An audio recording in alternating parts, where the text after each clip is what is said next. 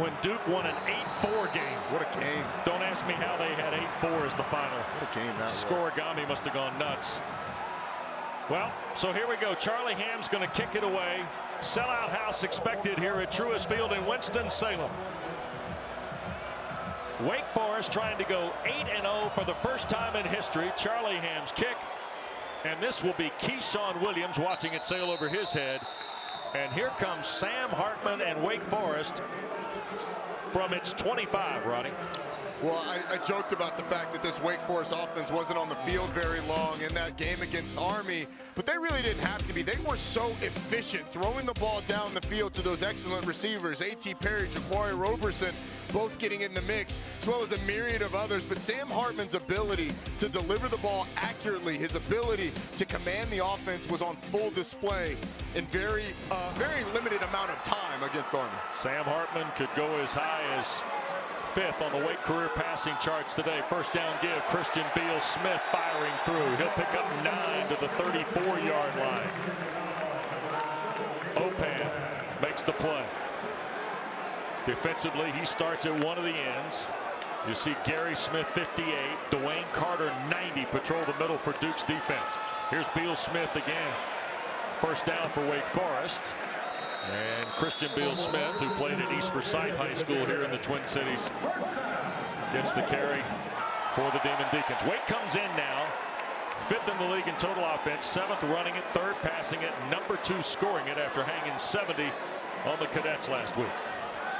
1st and 10, Hartman's first throw. Near side and the catch made A.T. Perry, who's worked his way to the Biletnikoff list during the week, Roddy. And well deserved for what he's done over the course of the season. And these receivers are going to be huge today. They're going to get a lot of one-on-ones, a lot of man-to-man coverage. Duke, one of the biggest man-to-man teams in the country. Beal-Smith tries the right side this time. Good block on the perimeter. That was his tight end, Brandon Chapman, helping him out. Cross midfield before Lummy Young, the tackle. You see the blocking up front that you mentioned. Number of guys out in front. Number 23, Brandon Chapman, one of the tight ends, doing a nice job up the field as well. At the Duke 48, Hartman gonna launch, and Perry got knocked down in a collision, and here comes the flag. Looked like he got tangled up on the play with Nate Thompson. Here is Gary Patterson. Holding, number 33, defense, 10-yard penalty, automatic, first down. Was Leonard Johnson, the corner. Yeah, you're going to see Perry's trying to get up the field. You just got that tug on the back by Johnson, and then the trips over the feet, but it's a tug on the back that really gets you on the hole. So 1st and 10 after the penalty, the ball at the Blue Devil 38-yard line. Hartman fakes the throw, down the seam, Jaquarii Roberson, touchdown, Wake Forest.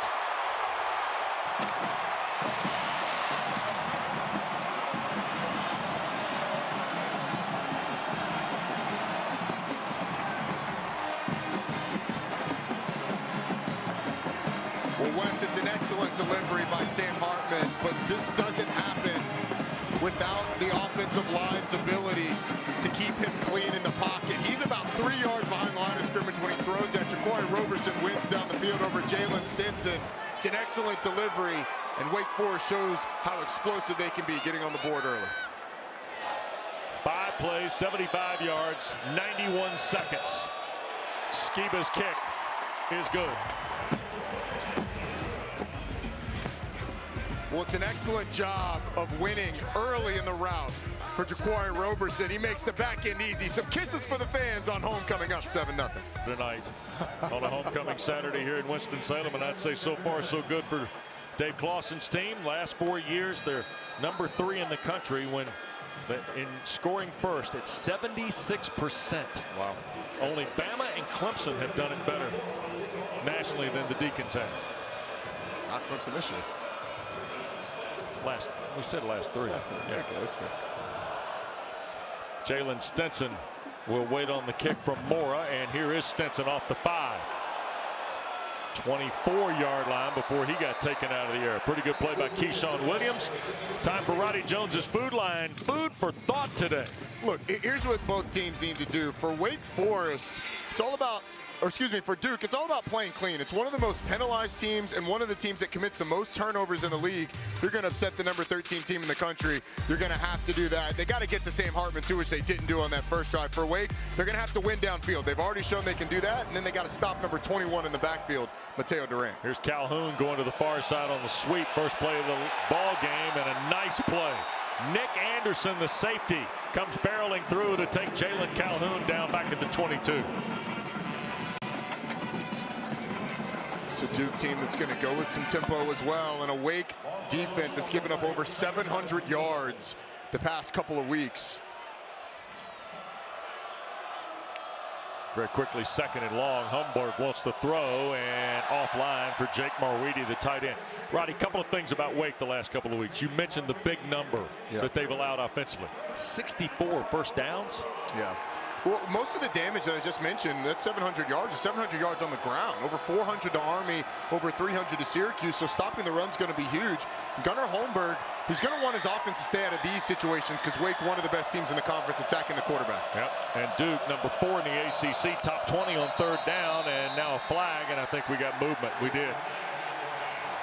False start, number 5, offense, 5-yard penalty. Still third down. Tough series for Calhoun. Lost 3 on the first play, and there is the Birmingham native at 67 years of age, David Cutcliffe. Season number 14 in Durham, 21 as a head coach. Just mentioned, this is one of the most penalized teams in the league, the Duke Blue Devils. Already an early penalty costing them 5 yards. Third and long. Holmberg cuts it loose. Caught. Bobo. First down for Duke out to the 40-yard line. Tackle made Gavin Holmes, the freshman from New Orleans, on a 23-yard throw. It's a great job of Gunnar Holmberg climbing in the pocket, getting out, finding Jake Bobo. Here's Mataeo Durant's first carry of the day. Durant into Wake territory, down to the 42-yard line. Kalen Carson, the stop for the Deacons. They might be fortunate he kind of lost his footing there a little bit because it looked like there was more in this run. See him kind of slip when he's trying to get the left-hand turn, but Mataeo Durant showing how explosive he can be. So now the Blue Devils with a little rhythm after the big third down conversion. And Durant's second carry of the ball game. Boy, runs into Masterson and kind of over Nick Masterson for a gain of about 5 on first down. Roddy, this has got a chance to be like this, though, today, right? Yeah, this Wake defense has really struggled in ACC play, giving up a ton of yards since they've gotten into it. Third straight carry for Durant. Deacons, and there's Miles Fox wearing the big number 11. Luigi Villan also on the tackle. I mentioned the yardage that this defense has given up. Over 500 total yards in each of the past 4 games. Obviously Army and Syracuse, but before that Louisville and Virginia able to rack up big yardage against this Wake Forest defense. Another third down. That's Calhoun in motion. Here's Durant. He slips again. Mataeo Durant, I'm not sure that anybody got a hand in. Roddy, looks like he's having a hard time keeping his balance on the field turf. Yeah, and that one was a little bit more strange than the one downfield. I mean, you can understand it downfield on that one. I don't know what happened. He got his feet tangled up, or it was just a misstep. It sets up a 4th down. Jake Bobo is going to be to the top of your screen, singled up one-on-one with off coverage. Duke is 8 of 14 this year on 4th down. Holmberg pushing the pocket, going to shoot it for Calhoun, and beyond his reach. Incomplete. Jasir Taylor was the closest Deacon in the neighborhood. So Duke gives it back on downs. I like them being aggressive and going for it. Field position's not going to work against this Wake Forest offense, but you got to deliver an accurate ball if you're Gunnar Holmberg. Get that ball down, let Jalen Calhoun catch it, and get the first down, because they had it. They had the play. Right. Just not the execution. Well, down a score. Wake takes over at its 36-yard line, already leading 7-0. Yeah, and check that out. Just continuing the quick strike that they had against Army. Here's Hartman stepping up again, and that ball got knocked down at the line of scrimmage. I think that might have been Ben Fry at 6'3", the Grad student from Dublin, Ohio, getting a paw in the air. And you know what's amazing? With everything that Wake does close to the line of scrimmage, Sam Hartman doesn't get a lot of balls tipped at the line of scrimmage. He usually does a really good job of finding seams to throw the football. You see Roberson in motion. Hartman going to cut it loose again. Jaquarii the catch. Helped out of bounds, and that's Jalen Stinson pushing him out at the 41, and Roberson over in that Duke bench area works his way back to the playing surface. This is what you're going to see. These Duke defensive backs are going to have to come up and make tackles on these underneath routes while not getting beat deep. But a 3rd and medium here. You've got Roberson and Perry down to the bottom. Hartman, quick shot into traffic. It is caught. Nope, incomplete. The intended receiver was Jaquarii Roberson, but it's ruled incomplete, and Ivan Mora will come on and punt for the Deacons here.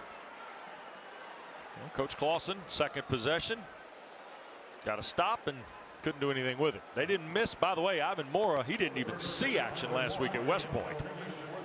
There was no punting involved. No, there was not. And in fact, Ivan's been over there just eating the meals on the travel squad. Non-participation role.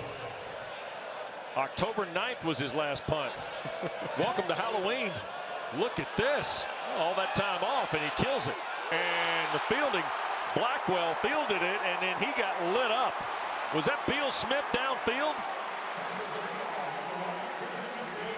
62-yard punt by Mora. His best of the year, Roddy. It's an excellent. Duke will start from at 7. The hill here at Truist Field is covered. Folks are here. Sellout recorded. Homecoming Saturday to see number 13 Wake Forest try to do something they have never done in school history, and that's to go 8-0. Last time they were 7-0. Guess who stopped the streak? Duke. Paul Amon's Deacons lost to the Blue Devils. Here's Mataeo Durant on 1st down. He'll get 3 to the 10 before Chase Jones, the linebacker, first guy to get there. Gunnar Holmberg had a couple of throws that were just off on that first drive. But the thing that I think should have been impressed to him on the sideline is you got receivers open. You're going to have opportunities. Just settle down and deliver the football. Here's Durant, another carry, hits the cutback, 20, and tripped up at the 23, 24-yard line.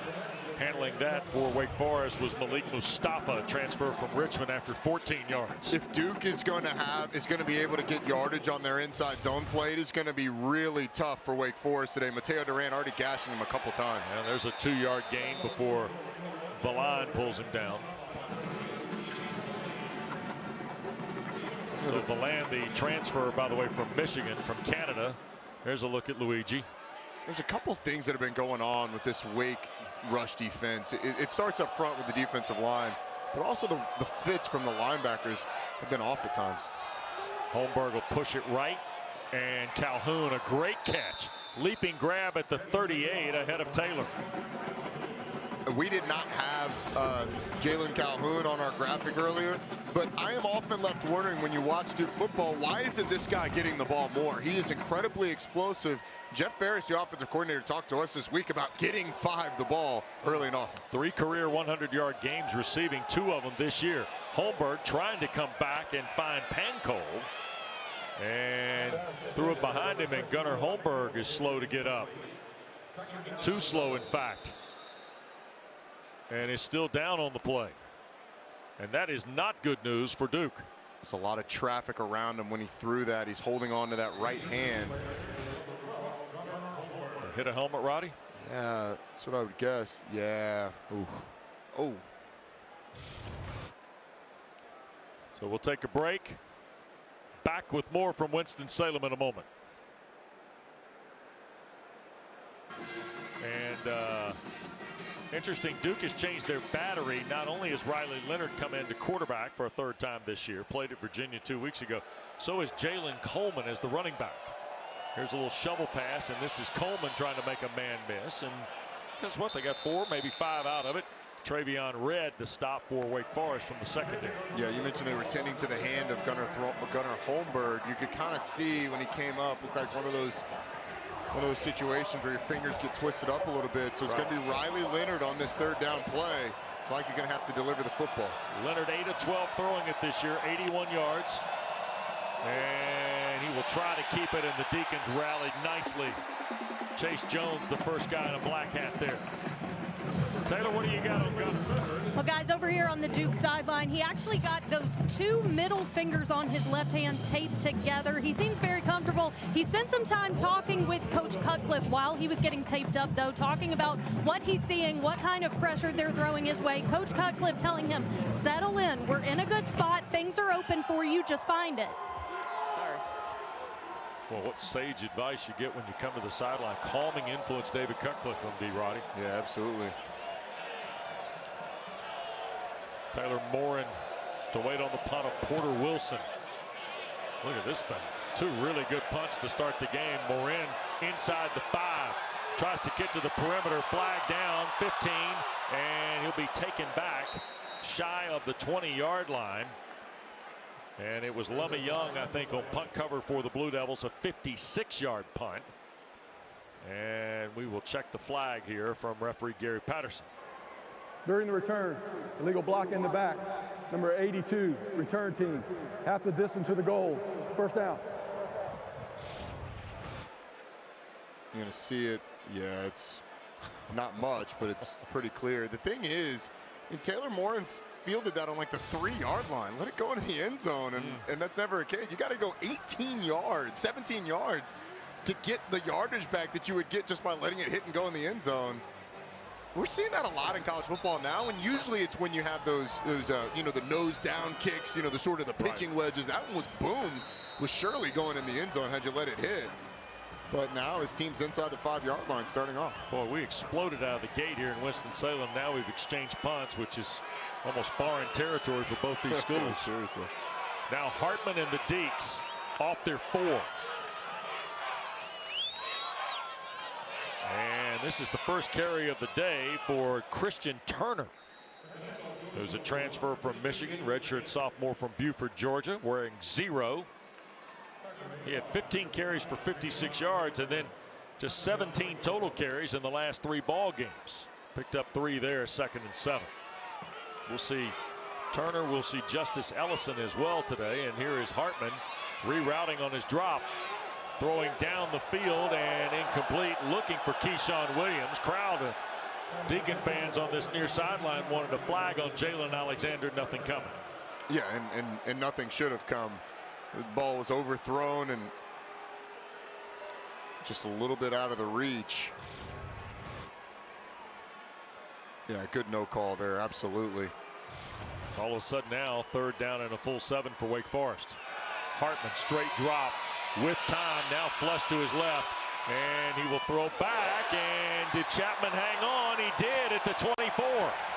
Brandon Chapman, the 5th-year senior, hauls it in against the linebacker Ryan Smith for the first down. It's a great catch, and for Sam Hartman to deliver this football against the way he's running, just kind of flinging it out for Chapman, who's got to catch it under duress. It's a great 3rd down play coming out of the end zone. Just the 4th catch of the year for Chapman. Here's Hartman going to gun it downfield, looking for Williams. Did he hold through? He did. In Duke territory and a first down at the Duke 40 for Keyshawn Williams.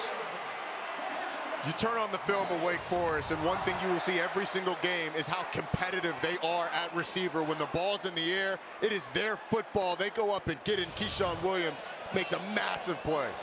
2 big throws by Hartman. Here goes Turner to the perimeter and banged out of bounds after a gain of 4 or 5 by Leonard Johnson. It could be really disheartening for your defense. You had a great setup on 3rd down. You defended the first play. Hartman escapes, flings it downfield. You barely miss knocking it down. Then the big play after can really put you on your heels. Turner looking for room again.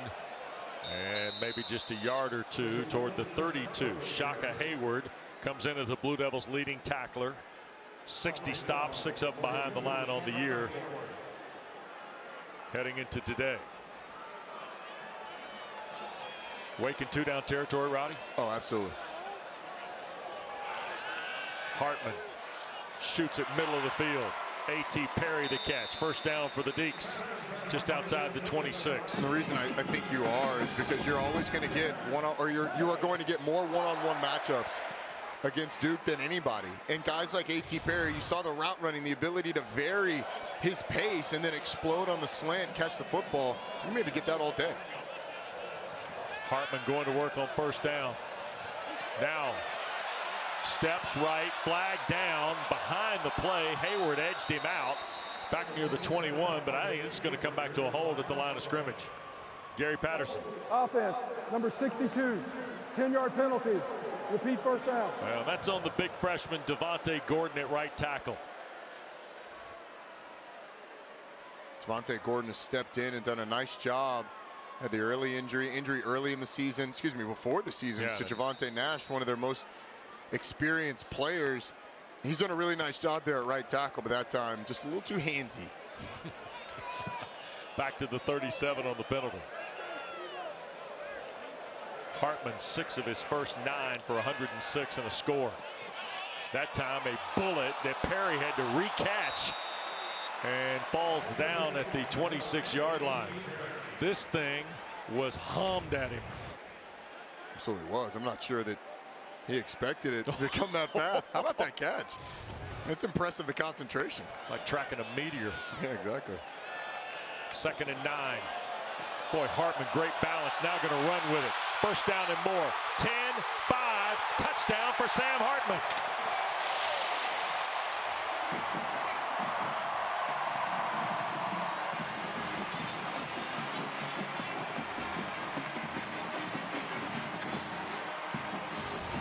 Wes, we don't talk much about the legs of Sam Hartman, but that is certainly a massive weapon for him.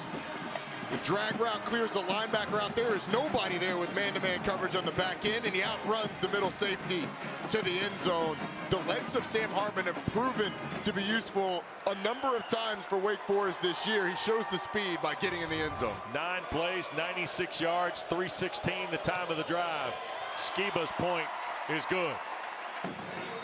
Roddy, the throw to Chapman, then the next play, those two kind of got Wake rolling. Yeah, look, sometimes players define drives. That was a Sam Hartman drive.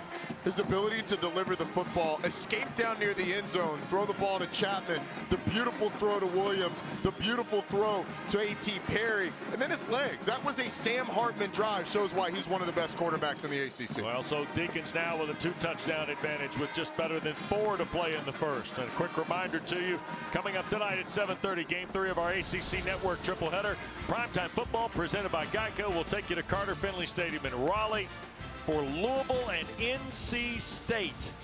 The Cards are 3-1 against the Pack in Raleigh, by the way. And the Wolfpack riding 7 straight wins at Day Family Field. Wow. Didn't know that.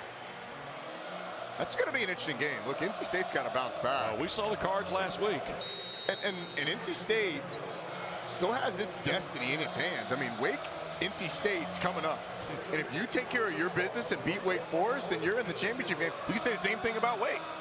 Take care of your business. You got everything in front of you. By the way, I'd like to welcome Virginia to the Control Your Own Destiny ball game. Yes. How about that, man? End over end kick. Stinson will field it inside the 5 at the 2, and all of a sudden running out of room, and he got pulled down at the 16-yard line. Christian Beal-Smith has got 2 special teams tackles, Roddy. You know, the more you can do. Love me a running back that's going to run down on special teams. And all joking aside, you turn on tape, if you're an NFL evaluator, you see Christian Beal-Smith down there making a punt, a play on the punt team. You see him making a play on the kickoff team. That's a guy where if you're thinking about taking him late, you do it because he's going to help you on special teams. Yep. Gunnar Holmberg back in the game. Jarrett Garner, who's had 3 catches for 47 yards last 2 games for Duke, top of the screen. Here's Holmberg back in the lineup, and Bobo defended well on a throw. That's Kalen Carson, who a little bit of trial by fire last year, having to be forced into that Wake secondary, Roddy, because of some injuries. Carson responded with a nice season a year ago, playing in his 16th game today for Dave Clawson. And that was a nice play. Just sat on the curl route by Jake Bobo on the outside. Holmberg on 2nd and the full 10. That's Robertson in motion. Here is Durant, and he will pick up almost 5 to the 20. Tackle made by Suleiman Kamara. I know you don't want to be overly predictable if you're Duke, but I mean, they've gotten a ton of yardage on their inside zone plays early in this game. Here's Holmberg, cuts it loose, middle of the field. That's Jarrett Garner, the catch. A stiff arm 35, 40. Garner toward midfield, forced out of bounds into the Wake bench area after a 30-yard throw from Gunnar Holmberg. Check out this catch. Scales the ladder to go and get it. After he does, it's a nice job after the catch. Gunnar Holmberg, despite that finger injury on the non-throwing hand, came back slinging. Here's Durant. Look at everybody missing, but not Luke Masterson. Mataeo Durant got into the fold of that, Roddy. Well, you tell me, what's a running back thinking when you dive into traffic and say, I'm going to reroute here? Yeah, well, Mataeo Durant's got such great speed that you try and get outside. The thing is, I don't like it when running backs do it, when they're doing it with the ball on the inside hand, because you've got nothing to fend off that defender. You're relying on pure speed. So that one, I'd love him to stick outside, get some positive yardage up inside. Cole Finney, the tight end, in motion. This is Durant right side. And Masterson and Anderson combined on the stop. So third down coming up for the Blue Devils. Roddy, here's a team that's lost 3 straight, 48-0 at Virginia 2 weeks ago, their last time out, off of bye week. Clearly trying to turn the volume up here early, but you're down 2 scores. Durant hits the cutback, first down. Into the Wake secondary, down to the 32 before Anderson makes the stop again for Coach Clawson's club. And they had that play on an earlier third down and just missed the block on the split zone. That time, the defensive end gets too far up the field. You don't need the block from the tight end, and you're able to crease the Wake Forest defense. I like Duke running that play. Up inside, I mean, Wake has had trouble stopping the run. Here's Holmberg buying time. Now he'll run with it and slide down smartly at the 25. So second and about 4 for the Blue Devils when we snap it here in the final 2 minutes of quarter number 1.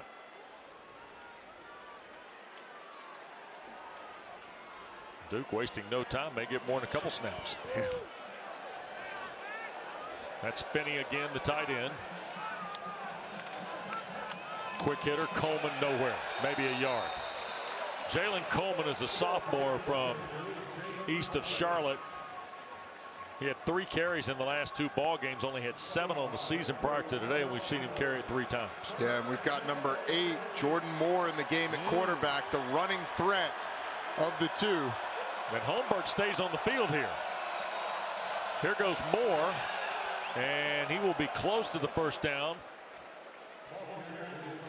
Now, Roddy, I don't know that we've seen Jordan Moore and Gunnar Holmberg in our preparation on the turf together. Yeah, certainly not much. I'm not sure it changes a lot. You know, when you have those quarterbacks on the field, sometimes they're in a non-participation role, but they're going for it.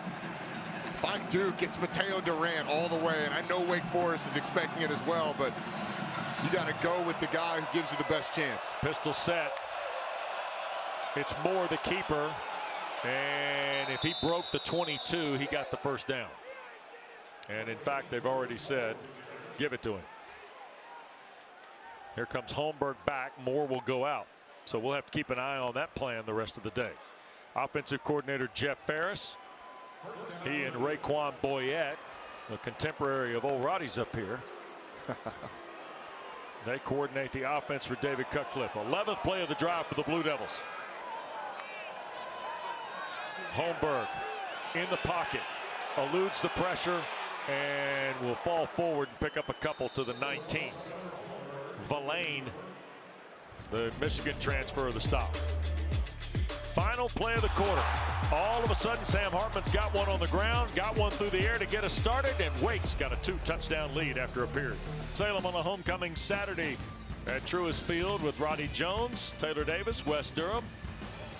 David Harris is our producer, Nick Young, our director. Great to have you with us for our ACC Network football coverage. Number 13, Wake Forest, pitching a shutout through a quarter of play, but we've been going a little bit here. We've had some tempo. No need for a play clock. Here's Mataeo Durant on 2nd and 8. And he will get to the 17. Chase Jones kind of, I think, got a hand in there on Durant out of Metropolitan Plum Branch, South Carolina. Roddy? One of the other keys for Duke today is going to be scoring touchdowns in the red zone. 13th in the conference in red zone touchdown scoring for Duke. Field goals aren't going to win it for you today. You're going to have to put the ball in the end zone. That's Bobo in motion. Third down for Holmberg. Going to push it to the left. Throw for Bobo. The catch. It's going to be just shy, I believe. Boy, he got banged out of bounds right in front of our camera folks down there. Malik Mustafa the stop. And is you it 2 go yards, for it. Roddy? No, you got to go for it here. Yeah. I don't think you can kick the field goal. Field goals against this Wake team, it's like bringing a knife to a gunfight. You got to go for it, put the ball in the end zone. You're already down 2 touchdowns, and Wake's not going to stop. So leaving the offense on the field is the right thing to do. So it is 4th and 2. Is this Durant? That's what the Wake coaches might be thinking, right? Yeah, I would imagine 21 gets the ball here. Holmberg under center. Timeout asked for by David Cutcliffe. We'll take it with him. We're early in the second. 65 seconds in. Still 14-0. Duke at decision time. So the timeout concludes. Pistol set for the Blue Devils. Play fake by Holmberg. Rolling right. Going to throw, and reaching back for it was the tight end, Dalmolen, but out of bounds and incomplete. Chase Jones was the guy that closed the angle on Holmberg, the linebacker. I get what Duke's trying to do. The best player on the field for your team is number 21, and in those situations, you'd love to see him touch the ball. You're relying on the play fake to him to open it up on the outside, but it's a nice job by this Wake Forest defense, Jasir Taylor in particular, because they're trying to go to Dalmolen. He's right on him, and that ball thrown too late, out of bounds. Wake Forest gets another 4th down stop. Roddy, 14 plays, nothing to show for it. Deacons take over off their 13-yard line. And Christian Beal-Smith back to work. And maybe a yard or two, tried to get back up. Whistles blow, and Christian Beal-Smith, it's only his 5th carry, but he's been doing work. A couple of tackles already. Yep. Love to see that. Hartman tries to cut it loose. Donald Stewart the catch. Knocked out of bounds near a Wake Forest 1st down. Josh Blackwell, the corner to the boundary side. You know, the timing on this Wake Forest offense is impeccable. I mean, as soon as Sam Hartman takes the snap, he diagnoses where he wants to go to the ball, and he's delivering it right as these receivers are coming out of their breaks. So hard for those DBs to defend. Here's Hartman. Thought about the run, now backs up. Oh, he's going to cut it loose. Down the far sideline and beyond Roberson, who was in coverage with Jalen Stinson. Now, if the ball's online, Jaquarii's going to win it. He's 6'1", and Jalen is 5'8". But watch Christian Beal-Smith coming around, picking up the blitz, and allowing his quarterback some time. That's Lummy Young coming off the edge. I don't think these running backs for this Wake offense get enough credit for all the things that they do. They're involved in the pass protection after those play fakes, even on those RPOs. Do an excellent job there as well as running the ball. 2nd and 10. Hartman thought about it, now in trouble. Hayward fell down, the throw and the catch is made.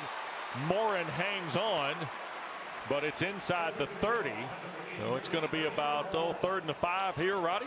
Well, Duke is able to get to Sam Hartman there, but they don't bring him down. And then downfield, you see the competitiveness by Morin, who's moved outside this year from the slot position before.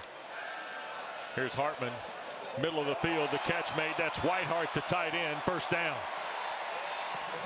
Ball out to the 45-yard line before Thompson knocks him down. 17-yard throw. Watch 85 there in the middle. The stutter, that's all he needs. And then the timing. I mean, as soon as he puts his foot in the ground to make the cut, Sam Hartman's going to cut it loose. Whitehart catches it, is able to get upfield and get some extra yardage. Fresh set of downs. Here's Wake now, leading by 2 scores, looking for more. Hartman going to cut it loose. Donald Stewart overthrown.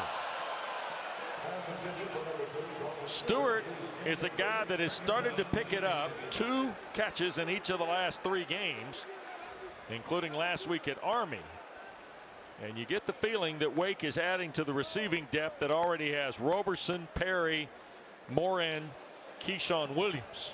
And let alone we've seen 2 tight ends catch balls here in this first half. Yeah, I mean, look, when you run as many plays as they do, you're going to need depth, and they certainly have it.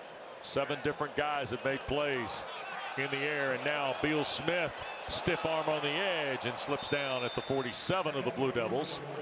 So 3rd and 3 coming up. Great patience before bursting it outside. And in this 3rd and 3, I mean, everything's in the playbook for Wake Forest. Wide hard, it's dangerous. You've got Roberson and Perry are going to be to the bottom of your screen. There they are. Moran's at the top, singled up. Hartman. Now we'll keep it again. He's already had his career best run. Now he's going to do something else.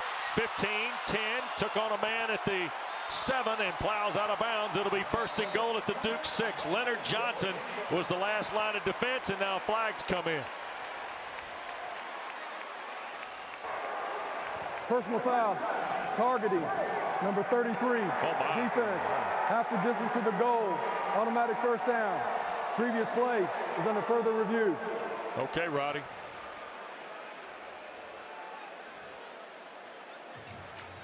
So we get a timeout. 11:21 to go. Leonard Johnson doesn't like the whistle. We'll check it out. Come back and tell you about it in a moment.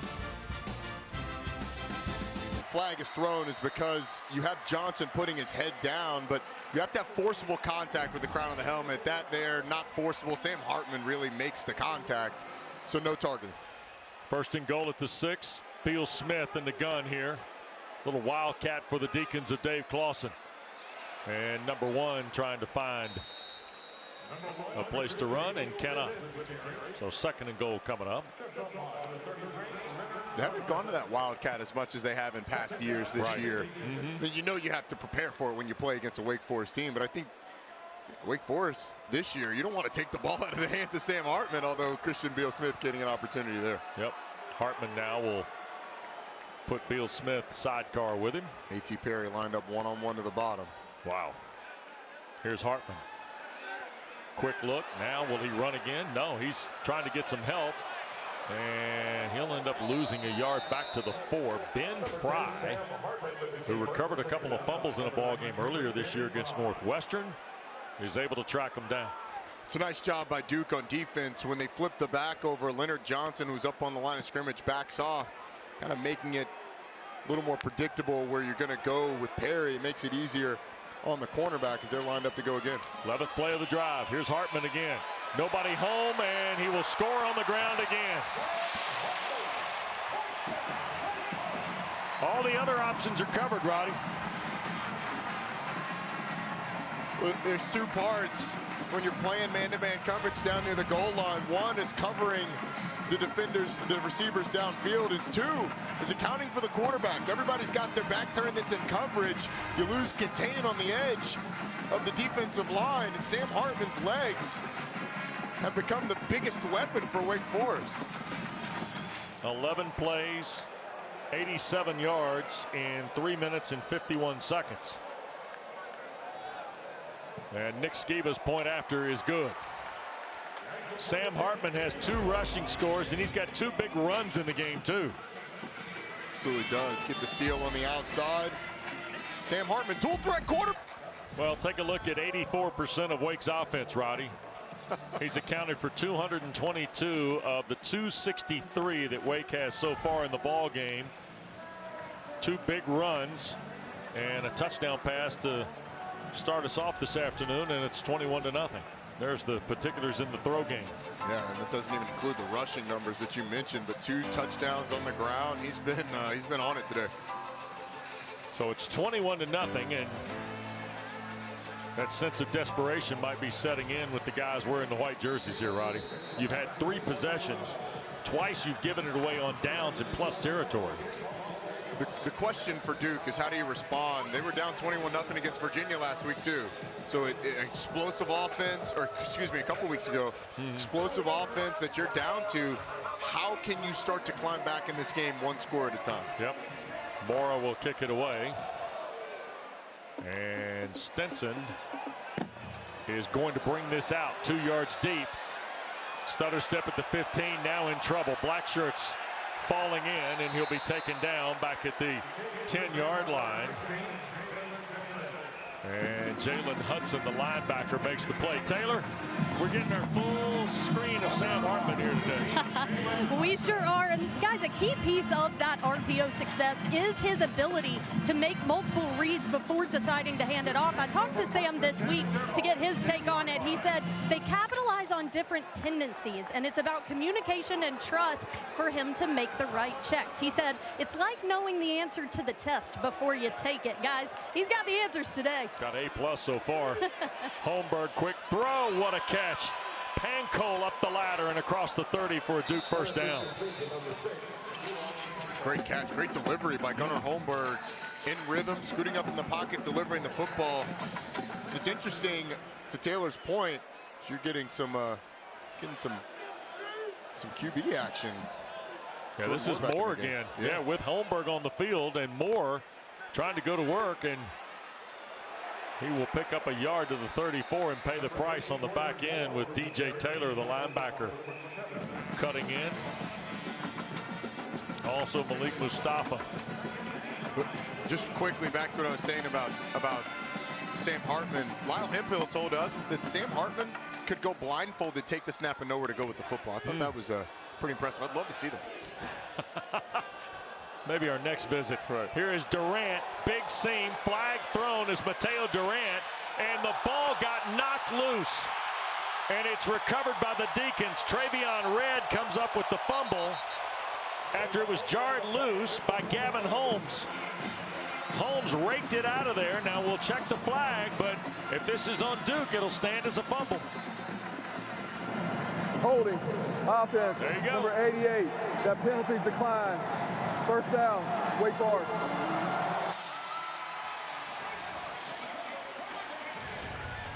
Duke coming into this game was tied for worst in the league in terms of turnovers lost, something that had been familiar to Duke fans from years past.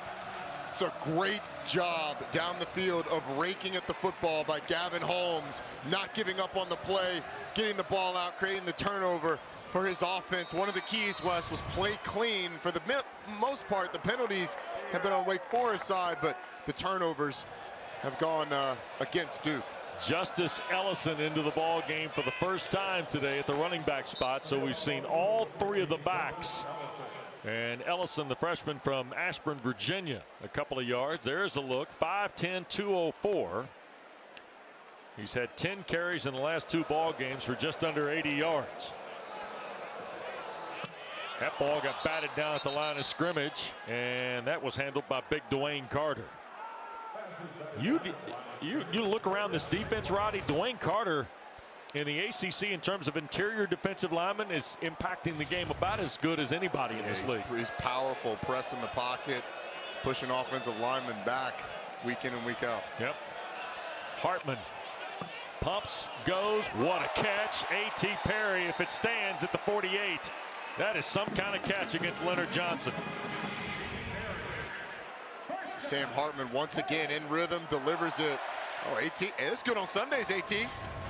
Wait a second, is it good on Monday? Oh, it's good on Monday. It's good every day of the week, honestly. Little wide receiver U for A.T. Perry, huh? There you go. Here's Hartman looking for Donald Stewart, who makes the catch. Back to back, Roddy. We've seen a few of them here today. I know your phone. Let me look at your phone. I'm sure it's lighting up in the text chain about wide receiver U. That one a great throw. Do we have Dime City or something like that? Because Sam Hartman is a resident there if we've got that. Back-to-back throws by Hartman. Wake in business again. Hartman looks, throws. That is Keyshawn Williams collecting at the 16 with Alexander. And a flag on the field here with 7:29 to go in the first half. Personal foul. Illegal hands to the face. Number 59. Defense. Half the distance to the goal. Automatic. First down.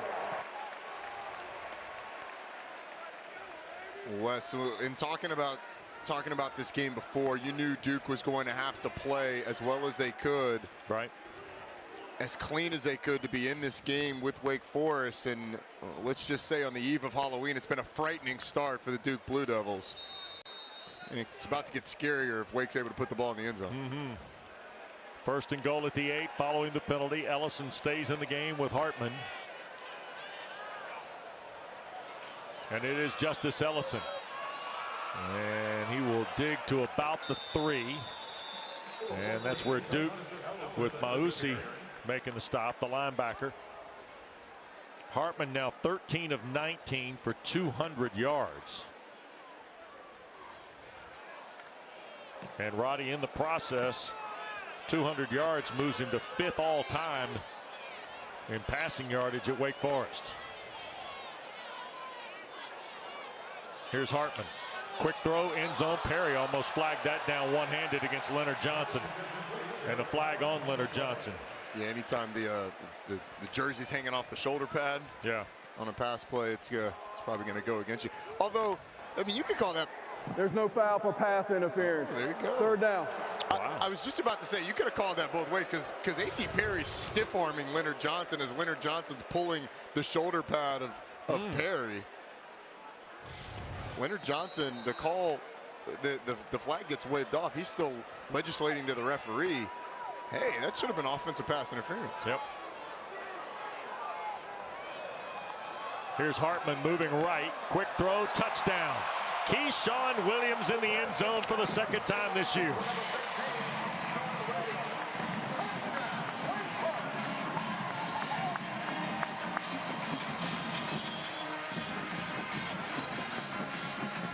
You've got Jaquarii Roberson, Donald Stewart to the outside, the hesitation by Williams. And again, it's the timing. It's the fact that by the time Williams is able to break, Stewart's right there, so the defender has to make a quick choice. He really doesn't have a choice. You go over the top as a touchdown, you go underneath as a touchdown. The timing of these routes for Wake Forest, it's almost surgical precision that they run on. 8 plays, 69 yards. Skiba's kick is good. Sam Hartman has thrown for 2 and run for 2 in this first half in Winston-Salem. It's 1 of 3 on 4th down, and 2 of those were in plus territory, Roddy. Sam Hartman's thrown for 2, run for 2. Wake scored touchdowns on 4 of 5 possessions. By the way, Hartman in the game now has moved past Gary Schofield and Mike Elkins. Wow. Part of the quarterbacking Elkins of the ACC. Older brother Rod was the quarterback at Carolina the last time they won the ACC championship. Yep. 1980. Mike was a few years later signal caller for Al Grove and some Deacon teams here in Winston-Salem. And then of note, Mataeo Durant's gone into 6th all-time on Duke's rushing list as he comes back on the field. Quick reminder to you tonight after Louisville, NC State. You know what you get, don't you, Roddy? Huddle after dark, baby. Huddle after dark is right. Jordan Cornette, Coach Rick, E.J. Manuel pulling double duty today. E.J. Manuel will be back from doing raps on E2. Eric McLean, all 8 games come into focus. Got a lot of work, 8 games tonight. Got a lot of work to do. Guys will be there late with no socks on. Ball at the 25 for the Blue Devils, who need something offensively here. And a yard straight ahead for Durant. By the way, if you're just dialing into the Week 9 of the ACC, we've already got one upset for you. Yep. Miami led early and often today at Heinz Field and won 38-34 on Pittsburgh, handing the Panthers their first league loss, which brings Virginia, who plays later tonight out in Provo non-conference style, back into fold in the Coastal. And what a play behind the line there. Kendron Wayman taking down Mataeo Durant.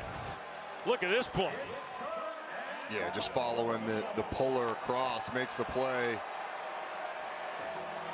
But this time of year, I mean, you mentioned Virginia back in it in the Coastal. The Coastal providing us with all of the excitement and uncertainty that we are used to. Here's Holmberg, and he'll be pulled down. Jasir Taylor off the blitz from the corner spot. And Duke is dismissed in 3 snaps, Roddy. The formula for Duke from here on, I mean, you're going to have to get some big plays. They've been able to drive the ball down the field, stalled a couple times in the red zone, as we said, but without those big plays, and some fortune, you're not going to track down this Wake team. This 3 and out, and I mean, you stopped Wake once on the offensive side of the ball.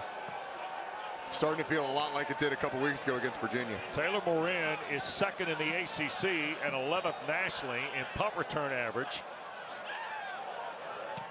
And here's Porter Wilson driving it to the 25, and nothing doing there. Stinson did a great job covering that punt for the Blue Devils.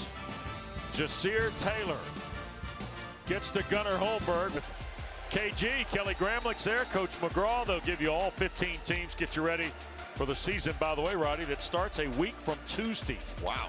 In the Atlantic Coast season? Yes, sir. What? Yes, sir. A week from Tuesday. Where'd the time go? We'll be hooping. Here's Hartman. Deacons with a 28-0 lead, and he put one in a tight window, and a flag is going to be thrown here against Christian Rory. I think a late hit on the quarterback.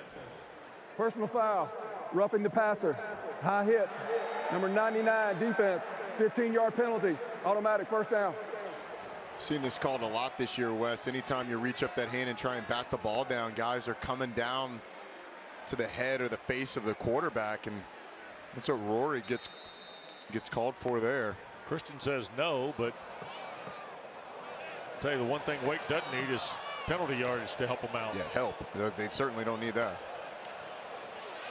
Averaging 9 yards a play, and that is Turner across midfield and finally shoved out of bounds into the Duke bench. So Sam Hartman, who has had quite a first half, 2 passes for scores, 2 runs for scores, trying to throw one more log on the fire here before halftime. Don't forget, Tuesday night, 7 o'clock on ESPN, the unveiling of the initial college football playoff top 25. Massive question. Where will Wake Forest be? I think they got a shot to be top 10, to be honest with you. Hartman looping downfield. It's caught. Jamal Banks inside the 10. The 6'4" freshman from Washington's 3rd career reception. And the Wake Forest receivers are going to, Coach, let me get one. Let me get a one-on-one down the field. He's up against Leonard Johnson, stems him to the outside, runs the post, goes up and gets it.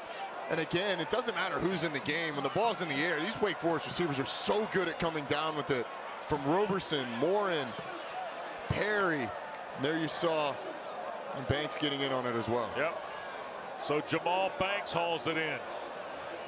Here's Hartman now, 1st and goal at the Duke 11. And they'll hand the ball. Turner cannot get to the perimeter. Shaka Hayward.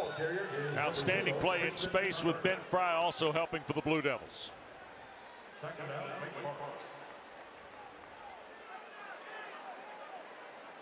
Under 3 to go. This Wake offensive line doesn't get enough credit, I think, Wes, because of the uniqueness of the offense and what they do. We talk a lot about the ride read, but Sam Hartman's delivering the ball from like 2 and 3 yards behind the line of scrimmage. You're not able to do that unless those guys up front are stout, unless those guys up front are getting just a little bit of push on that defensive line in both the run and pass game. Here's Hartman. Wanted to load, now bails, and back shoulder throw. Banks a sliding catch at the 3. What in the world, Roddy? How did he get that off? We saw Tyler Van Dyke go sidearm a couple of weeks ago in Chapel Hill. Take me through this. I'm serious. Like, he's rolling to his left. There's no space there between 2 defenders and delivers a pretty accurate ball. I mean, that's incredible. I think that was a heat check, Wes. Like, that's a little bit of that, you know, I'm bringing it up. I'm just past half court. Let's throw it up, see if it'll work. Oh, it worked. Cool. I'm hot today. Man, he's having a half, isn't he? He is. 3rd and short. Can still get a first down without a touchdown. Hartman going right, being chased and dropped in the end zone. That was Turner, who couldn't hang on. Took a hit from Lewis, who was rolling through, Jeremiah Lewis. And Turner is down. That's Wes. Yeah, I think they're going to take a look at targeting for that one. I mean, I don't know if you would declare that forcible contact, although It is with the shoulder. He doesn't necessarily lower, but it's a defenseless player. Correct. Being a receiver, it's a pretty hard hit. I would imagine they're going to take a look at this for targeting. Well, they're checking on Christian Turner, which is the #1 concern for Dave Clawson, who's gone out to visit. Let's take another look at it. I mean, the ball's on the ground. Yeah, it's not. I don't think it is targeting. He's just kind of running through. It's actually Turner's head. Turner's got his head down because he's going for the football. They're obviously looking at it upstairs. They look at everything. I'm not sure I'd even stop it for it because look, the replay official takes a look at it, sees what we just saw, and can likely move on, especially after that last shot of it. So Turner is up. Good thing for Wake Forest, they fully developed the running back depth with Christian Beal-Smith and, of course, Justice Ellison, who we saw briefly a moment ago. And leaving the offense on the field. Sure. 4th down, up 4 scores in the first half. And Beal-Smith and Hartman will be in the backfield. Honestly, it's a good opportunity to work on a 2-point play. Whitehart, the tight end, off the formation to the right. And there goes Tom moving early. Zach Tom, the left tackle. All start. Number 50, offense, 5-yard penalty, 4th down. Well, and that brings us to the Nick Skiba show. Here comes the NCAA's career leader in field goal percentage to try and put one more on the board. He has hit 24 straight. His last miss was a 28-yarder October 2nd, 2020 against Campbell. You see, it's the longest active streak in FBS. 26 yards here from Skiba. Zach Murphy holds, and the kick is no good. It hit the left upright and bounds away for Nick Skiba. I'm not going to say it. I'm not going to say it. Go ahead. I mean, you didn't do anything to the kick, but you know, you could have said all that stuff after the kick. It would have made Wake Forest fans feel a lot better.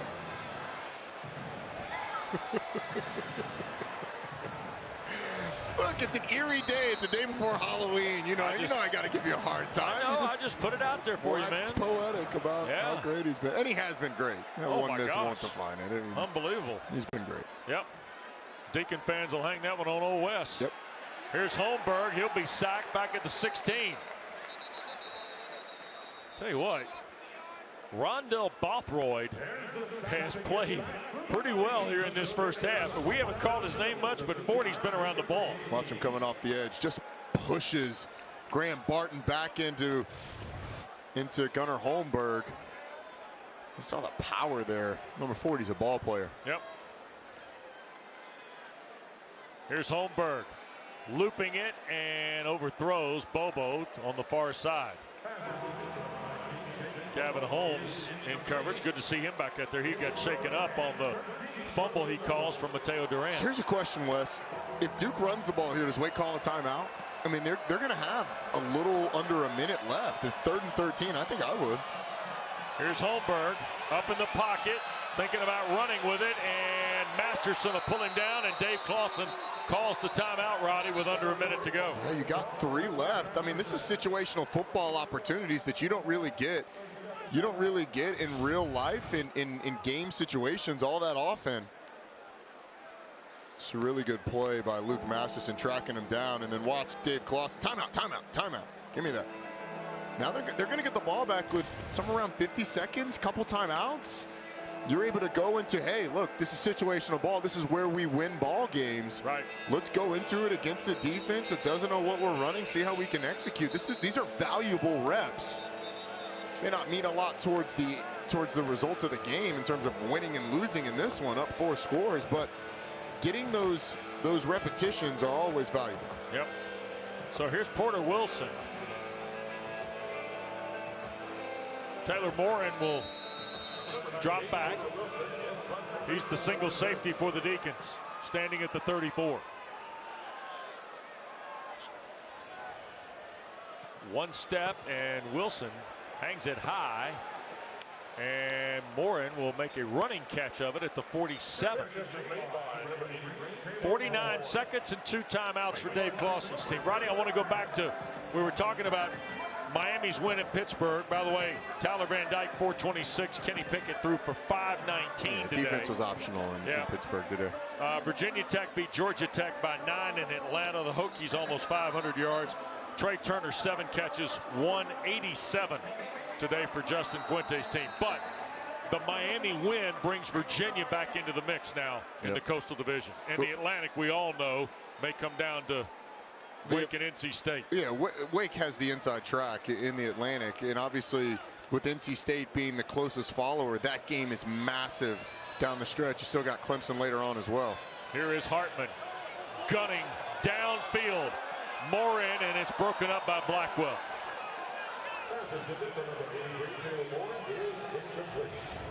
It's a good play downfield by Blackwell. Morin, not necessarily your prototypical outside receiver, listed at 5'10", and Blackwell does a good job of holding him to his outside and making the play with that inside hand. Sam Hartman 17 of 26 for 255 to 8 different guys here in the first half. Pretty impressive. 2 yards rushing too. Dual threat, baby.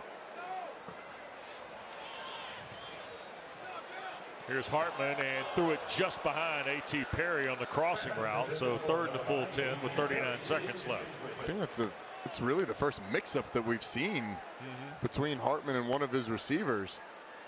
Boy, A.T. Perry looks the part. The redshirt sophomore, Lake Worth, Florida, 6'5", 206, Roddy.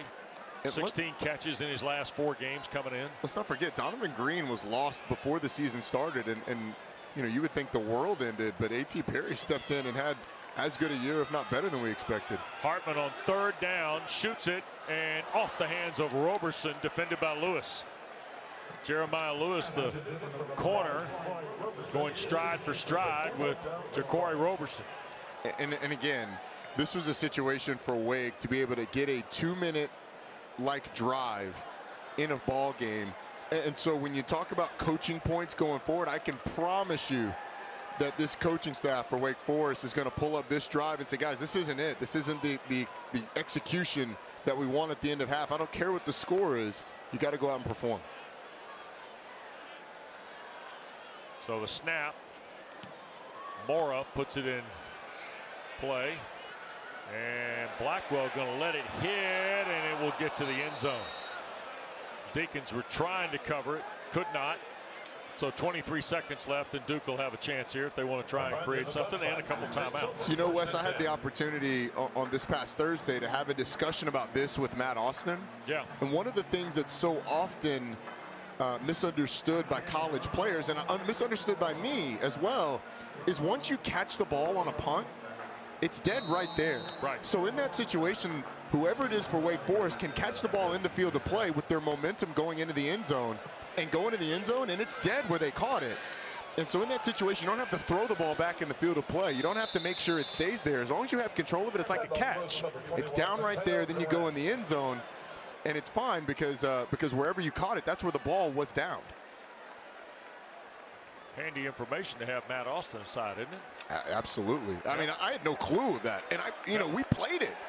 But that's the rule. It's like a catch on those punts. Mataeo Durant had a carry. He's over 100 yards in this first half for the Blue Devils, 103 yards on 16 carries. But it's been all Sam Hartman and Wake Forest in the opening 30, Roddy. Certainly has. 255 for Hartman through the air, 72 on the ground, 2 touchdowns through the air, 2 on the ground. This Wake Forest offense, with the exception of just a couple of drives, has really been clicking on all cylinders. Well, Dave Clawson has got to be pleased with the way his club has played here in the first 30 minutes in Winston-Salem, and he joins Taylor Davis. Thank you, Wes. All right, Coach, a stellar first half for your quarterback, Sam Hartman. 2 touchdowns on the ground, 2 through the air. What can you say about the way he's leading your offense? I mean, we're playing well. We're playing well on defense, too. I'm just upset we left points on the board there. We dropped an easy one in the touchdown, and then the best kicker in the country missed a chip shot field goal. But we're playing good on defense. We're getting off the field on 3rd down. We just got to come out and play a solid second half. Thank you, Coach. Thank you. All right. Stay tuned. Jordan Cornette next. From our ACC Network studios, full review of the day, including an electric first half for number 10 in the black helmet. 28. Gladys Knight, it looks like Wake's about to get right as they lead 28-0 over Duke. En route to potentially continue to perfection 8-0, which would be a program best for these guys. It's been all Wake as they lead 28-0. Jordan Cornette, Eric McElwain, Coach Mark Richt. What have you seen from Wake? Yeah, Sam Hartman just continue what he did a week ago. This offense flying around, looking really, really good. Perfection is what they want there. The good to great, and they're well on their way. Yeah, it's the Sam Hartman show. He's got a bunch of yards passing, and he's the leading rusher with 72 yards. He's spreading the wealth to his receivers. 4 catches is the most by anybody, but 34 yards, 40 yards, 44 yards, 49 yards. And there's not one guy that's just tearing it up having a 200-yard game. He's spreading it around. And Durant, God love him, he's doing his best over there at Duke, but he's all they got. Seems like Duke is absolutely overmatched at this point. We know about the history here with Wake. They started 7-0 all the way back in 1944. That 8th game was against Duke. Duke beat them. They went to 8-1. Wake comes into this one 7-0. Team standing in front of them, Duke. It doesn't look like history's going to repeat itself. I'm especially happy because I was supposed to do a little thing on Wake Forest offense this week, but I had a little bit of a rough week. Couldn't quite get it done. I said, if they win, I'm going to have a mega super special next week, so it looks like I'm going to be able to do my tape next week. We still do have a second half to play, but it's tracking towards you might be doing that tape, Coach. All right, let's get you updated on a game that is a lot closer than the one currently on our air. Florida State and Clemson. And these two teams combined to win the last 10 conference titles. So you're talking about very proud programs in them both. DJ Uiagalelei, under a lot of scrutiny, delivers a good ball here to Davis Allen for the 11-yard touchdown. Clemson leads 10-6. Very next possession. Take me through this play, Mac. I mean, wow, Lawrence Tawafili today, Junior. Yeah. Check it out. Well, first of all, it was a great play design. They have the running back going on a wheel route. Linebacker, who's already way slower than this guy, gets caught in all kinds of traffic.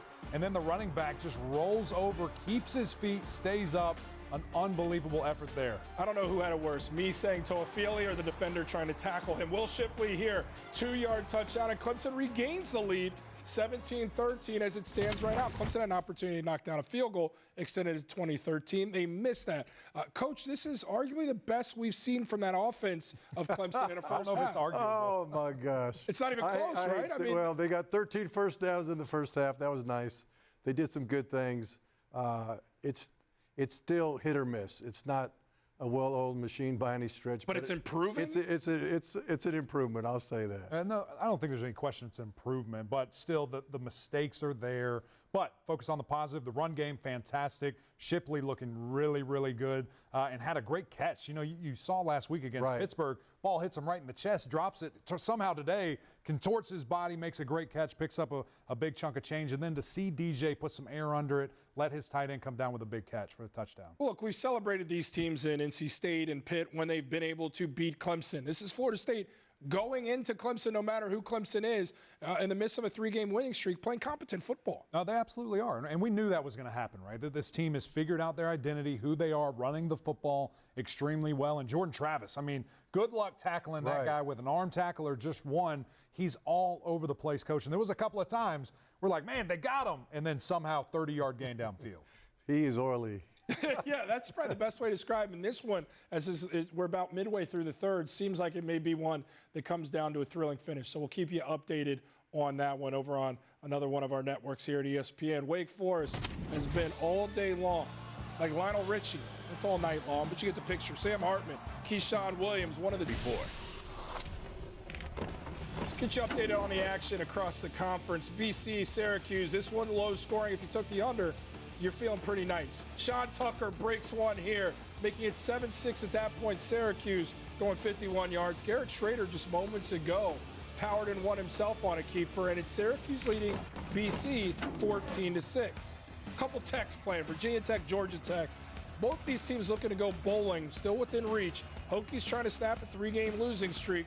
First quarter, no score. Braxton Burmeister pumps, finds Trey Turner, EMAC for 6. Yeah, just a great job there, selling the fake, allowing his wide receiver to get open, and then running through tackles. Young man, get in the end zone. Hokies lead 7-0 late first quarter. Hokies going for it on 4th down, and why not with the game tied 7 apiece.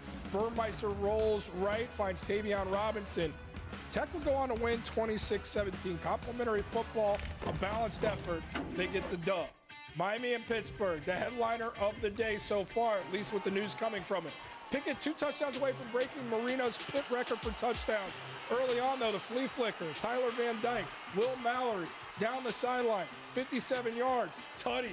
Miami on top 14-7. Early third quarter, Miami up by 2 touchdowns.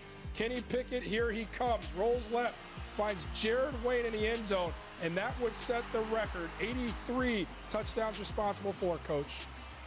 When you beat Dan Marino in anything, it's phenomenal. And look at this guy running hard. What a way to do it. Torquing his body, giving a little sidearm throw for a touchdown. It was beautiful. They trail by a touchdown at that point. More Pickett, Jalen Barton, 19 yards for the touchdown. Game tied at 31 apiece. Late third quarter, same score.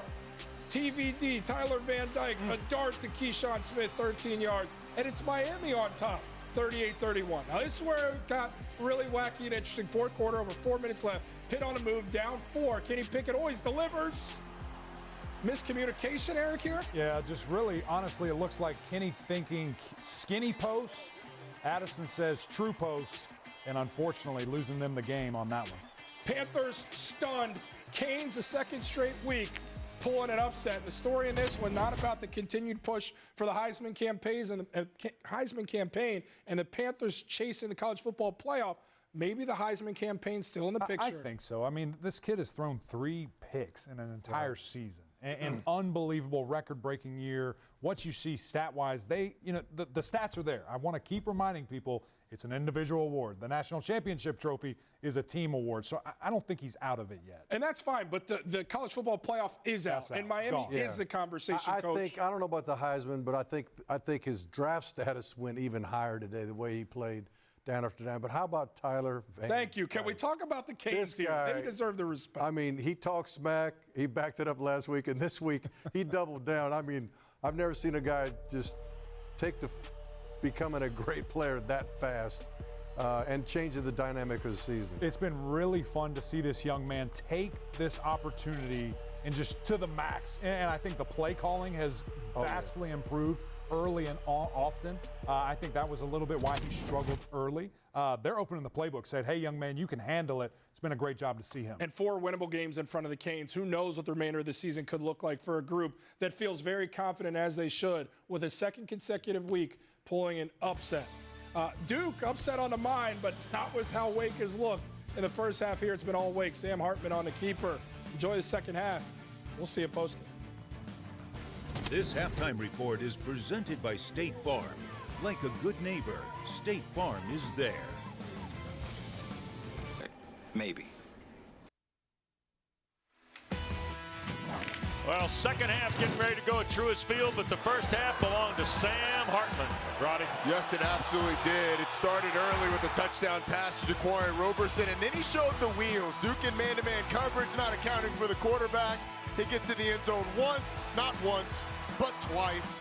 And then again through the air to Keyshawn Williams. Had another one in the end zone, dropped as well. So could have easily been 5 total touchdowns for Sam Hartman in the first half. But as is, these are the numbers. He's been absolutely fantastic in this Wake team, up 21-0, having left some points on the board as well in the first, on the field as well in the first half. Dave Clawson was quick to add that with Taylor Davis going to the locker room. So Deacons will watch Duke handle it first. And if you're David Cutcliffe, you are 6 quarters now without any points, Roddy. Yeah, and you just want something positive to go for you on either side of the football. I mean, this offense has been stuck in neutral. When they've had their opportunities, they've missed them. A missed field goal last week, a missed 4th down conversion down near the goal line this week. Absolutely crushed them. Freshman Samir Hagans will watch it bounce away. And the Blue Devils with Gunnar Holmberg starting from their 25, Taylor. Well, guys, I spoke with Coach Cutcliffe coming out of the locker room at halftime. He was very candid with with me. He said, that's the worst we've played in a very long time. He said specifically field position. He's disappointed with their lack of returns, really putting them in compromising positions there. He also said leverage in coverage. We're not getting any, and if we do, we're giving it up. Offensively, he wants to see more consistency and some RPOs. He said the opportunities are there. We've got to get it out of the quarterback's hands. Taylor, hang tight real quick. Here's Holmberg, first play of the second half from scrimmage, and Luigi Villain bats it away. Guys, here, based on our conversations with the Duke coaches leading up to this game, Taylor, I suspect they are incredibly disappointed because they talked so much in the preparation about the edge and the attitude they wanted to play with here today. Here's second down. Durant trying to sweep to the edge, and Wake rallies to the football. Miles Fox and Kalen Carson combined. Taylor, I remember that being specific pieces of our conversation. Absolutely. I mean, like we said in the open, there's a lot of familiarity, a lot of crossover with these two teams. And for this Duke team in particular, not with a road win on a 3-game losing streak, there was an intentionality heading into this week. You're just not seeing it yet. And it's going to be 3 and out, Roddy, for Coach Cutcliffe's squad. Jack Wallaball, the center, I think may have gotten tripped up with Holmberg there. Yeah, it's a disappointing start to the second half, and it's, you know, kind of more of the same. Missed opportunities for this Duke team. Here you come out of halftime, you're thinking, all right, we've got a good plan. We know what we're going to come out with. You have negative plays to start, and then on third down, your quarterback's trying to escape. He trips over the feet of an offensive lineman. Wobbly punt headed toward Morin. Whoa, what a collision at the 45. Tell you what, he took a big lick, and the Blue Devils had Brandon Johnson, a young freshman safety from just over west of Winston-Salem in Newton, North Carolina, on the coverage there. So now here comes Sam Hartman with 4 TDs in his pocket. And a 28-0 lead, Roddy. And like I said, it probably should have been 5 touchdowns. Not probably, it should have been 5 touchdowns in the first half for Sam Hartman. The thing that you want to see from Wake, you're the 13th ranked team in the country, likely to be a top 10 team, very close, if not a top 10 team when the first rankings come out. Hartman in trouble, and the Blue Devils get to him. R.J. Open, who did not play in the first half, makes a huge play on the first snap of the second half. We were told number 94 there on the right side of your screen was not going to play in the first half, but he's long and he's got some pass rush ability. Does a nice job there of getting to Sam Hartman. Wake Forest is looking to take a shot early on. Try and put this game further out of reach. Oben with his 3rd sack of the year, and there's a quick throw from Hartman, and A.T. Perry back inside the sticks at the 48-yard line. It will be 3rd down and 7 for Wake Forest. You know, I think A.T. Perry has really answered the bell of the physicality of these Duke receivers. He's used his strength to create some separation on some of those routes. Here's a 3rd down for Hartman, and Duke bringing 5. Hartman going to cut it loose for Perry over the shoulder and caught inside the 20. 1st and 10 for Wake Forest.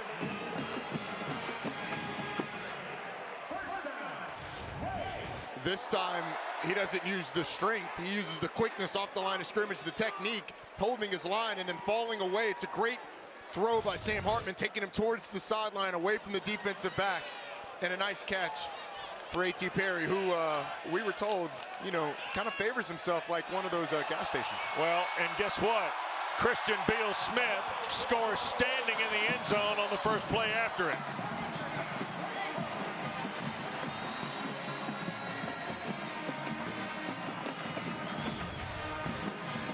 Look at the offensive line. Everybody latching on. A nice seal on the outside by Devontae Gordon on R.J. Oben. I'll be interested to see where the old gold and black falls. I will too, and you know, I've kind of been hinting at it a little bit today. I think Wake's got a pretty good shot to be in the top 10. I do. Michigan losing to Michigan State today. How far do they drop? Iowa losing. They'll be out of the top 10. Whoa! Excuse me. Hagens got derailed on the play. Wake Forest crashed downfield. I want to think Jasheen Davis was the guy that lowered the boom there. They've got 2 number 30s listed. It was Marshall, I beg your pardon. The other number 30, Amani Marshall, A freshman from here in Winston-Salem dropped the boom. There is the remaining schedule according to the Football Power Index. We'll come back to that in a moment, Roddy. I want some thoughts here. Yep. Here's Holmberg, first down throw, Bobo the catch, and Kalen Carson wrestling Jake Bobo after about a 5-yard gain. Well, here's the thing about the FPI that people get frustrated with it and blast it. I know someone in particular gets frustrated with it. Yes, you do. Yeah. Every morning at 7 a.m. here on ACC Network. Pull up a chair. Yeah, thank you. Boy, I appreciate you playing the game there. Hear about FPI and how much he loves it. Durant stopped shy of the 25. All right, so about FPI. Well, in all seriousness, like you look at those numbers at North Carolina, first off, it's not a conference game, so it doesn't matter in terms of getting the conference championship. But there's things in there that are there all year. So preseason, rankings, preseason, the preseason inputs are still baked in there. Stuff like recruiting rankings and returning production. As you get a first down from Gunnar Holmberg. But the thing that it doesn't account for, number one, injuries. NC State ravaged on the defensive side of the football with injuries. That's not baked in there. That'll be a big test tonight, by the way, against Louisville. It absolutely will. And number two, it doesn't account for the fact that this is an experienced Wake ball club that's played in close games. So, to be honest with you, I think the better measure would be to ask Vegas. How would they see Wake Forest down the stretch? Because I would imagine against Carolina, they'll be favored. Against NC State, they'll likely be favored. Against Clemson, we'll see. I mean, Vegas hasn't quite figured Clemson out this year. But I'd imagine they've got a pretty good shot to be favored in the rest of those games. I want to come back to you, though, about the committee. Not RPI, not FPI, not strength of schedule, not, Vegas. Yeah. I want to come to you about the committee here in a minute. Second down long, Holmberg shoots it. That's Harding the catch. Daryl Harding was a guy who was sidelined, and the ball popped out. The Deacons scramble for it. Does Wake have it, or did Duke recover? It looked like Van Lin, the Pitt transfer, might have fallen on it, and I believe he did. Daryl Harding, his first catch. He's another guy that missed the first half. He does a nice job of securing it, and then just takes 1 hit, 2 hits, 3 hits. Wow. Eventually popped it out. Mustafa has been around the ball a lot out of the Deacons secondary. Holmberg shoots it middle of the field. Dalmolin, the tight end, was the intended receiver. Okay, Roddy, back to the committee. You and I sat in that room in the mock situation a couple of years ago. We looked at all the kind of variables that go into sorting this out. I think one of the things about Wake Forest will be interesting with that committee is how do they get grouped? Yeah. Who are their peers in evaluating that pool of teams? Yeah, well, it's going to be, so they kind of do it in groups of 3. It's going to be, the Michigans, those teams that are kind of sitting at the edge of the top 10. Even in Iowa will likely be in that conversation even after losing this week. But the thing that's going to hurt Wake is you're going to get a review for targeting here. The thing that's going to hurt Wake is when you pull up those stats defensively, their defense is going to rank at the bottom of the teams being considered because of what you gave up to Army, what you gave up to Syracuse. So we'll see. We step aside, under 10 to go into Roddy, no targeting on the play. Yeah, there was helmet to helmet contact, and the receiver was defenseless, but it was, in my opinion, nowhere near forcible. So Gary Patterson and his crew clean up the paperwork, and here's Porter Wilson to punt it to Taylor Morin. Boy, Wilson hammers another one. Back to the 11. Boy, Morin guts there, Roddy. He makes the catch and then tried to advance it and gets nothing from a 55-yard punt by Porter Wilson. Take me through this, Roddy. So the reason they stop it is because of what you're going to see. And you see DJ Taylor makes contact with the helmet of Nicky Dalmolin, but there has to be forcible contact to the head or neck area. That contact was incidental. You got Taylor who's pulling up, who's not going to hit the receiver. So no targeting on the play. It's a good call. So here is Hartman. 9:47 to go in this third period. Justice Ellison has come on. Saw him briefly. Hartman's got a 300-yard game for the 10th time in his career, by the way. on 19 of 30. 20th time in his career he has been over 200 yards. Today, by the way, is his 27th career start. But ironically, Roddy, it's his first against Duke. Yeah. It's interesting because, you know, they didn't play obviously last year. He was hurt when he started his freshman year, and then there was the Jamie Newman year where Jamie started.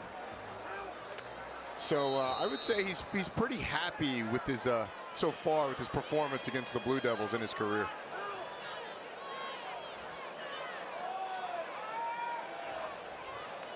First and 10, Ellison around the edge and flag down as Ellison takes off into Duke territory, out of bounds at the 30. I think it's coming back. Holding, number 79, offense. Half the distance to the goal. Repeat, first down. All right, so number 79, Sean McGinn. I mean, I guess that's a hold. He kind of had the outside. It prevented the defensive player from getting out there. So yeah, I'll give it to him. That's where it was. I don't have to agree with it or not. How many times did you get called for holding? Never, actually. I don't think I ever got a holding call on him. That was Orwin's thing. Orwin always got called. Seriously? Yeah, it was Orwin. You're going to lay that on teammate Orwin Smith? I didn't get called for it. Here's Turner in the ball game, and look at this, same play. Turner, a shoulder fake, and into Duke territory. Wow. Nate Thompson saves the touchdown. How about them going back to the well, though? You just go to the same split zone, and it's out the front door again. Almost the exact same place. Wake Forest saying, all right, you couldn't stop it the first time. Let's run it again. And again, here's Turner dancing through and stopped at the Blue Devil 40 after the career-long run for Christian Turner, the Michigan transfer. Shaka Hayward the stop there. Yeah, run it again. I mean, line up, wow. Almost the exact same formation, inside zone with the tight end coming across, seal the backside, doesn't need to, stays front side, he's able to cut it up, get a good game. Hartman rips it. That ball's caught. Jamal Banks, another one, down to the Blue Devil 26-yard line. Wake Forest has 7 plays, Roddy, over 30 yards today. Humming. I mean, you know, it's not quite the explosive performance that we saw last week, and that they've almost equaled the length of time that they were on the field in that entire Army game, and it hasn't been sharp the entire time, but they have moved the ball almost at will today. Hartman, a bit of a change, and here is Ellison. And he will push it to about the 23. David Cutcliffe and Dave Clawson. Great respect for these two programs, Roddy. We talked about it during the week, visiting with each coach. Here's Hartman. And a sack. And that time, Mausi fights his way through for the second time they've gotten to Hartman here in the third quarter. There's Coach Cut. Duke creates the pressure and is able to bring down Hartman, something that they haven't been able to do a lot in this game.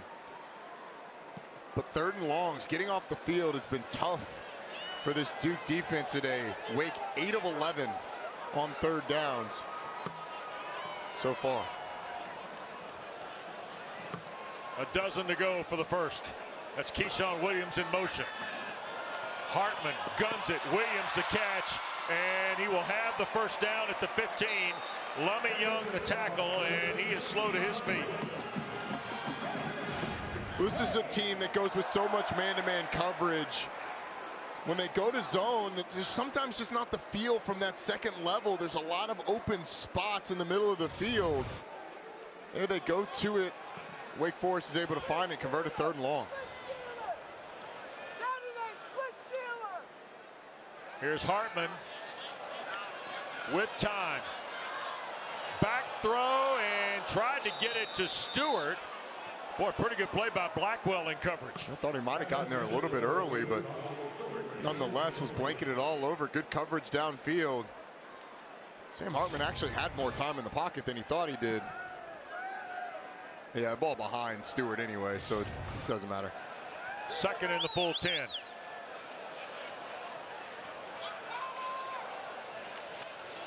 Ellison gets 5, 7, 8 yards to the 7. Nicely done by Justice Ellison. Aeneas Peoples, the defensive tackle, makes the play. Started sort of putting his head down and powering forward. Aeneas Peoples a little banged up on the play, but that offensive line created a lot of surge on that play. Timeout on the field as Peoples is, looks like it might be a cramp. Let's hope that's what it is at least. You can shake those off and get right back to work. Don't forget, coming up next, 7:30 Eastern tonight, kickoff over in Raleigh.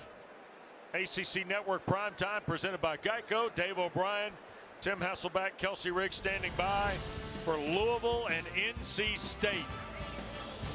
You know, that one's going to be really interesting. Peyton Wilson out, Isaiah Moore out. There's 2 linebackers in the middle. How do they contain Malik Cunningham? And that is going to be absolutely fascinating because we saw him a week ago. He's playing at a really, really high level. Tanner Engel tonight is a major piece. Yeah, yes, absolutely. Especially when they do those naked boots. How do they contain him from that perspective? But the outside zone stuff that Louisville runs really puts a lot of pressure on your run fits. Homecoming game for Travion Cooley, by the way, who had a career high 70-some yards the other night for Louisville in the win against Boston College. You see the numbers on Cunningham. NC State's been stingy on defense.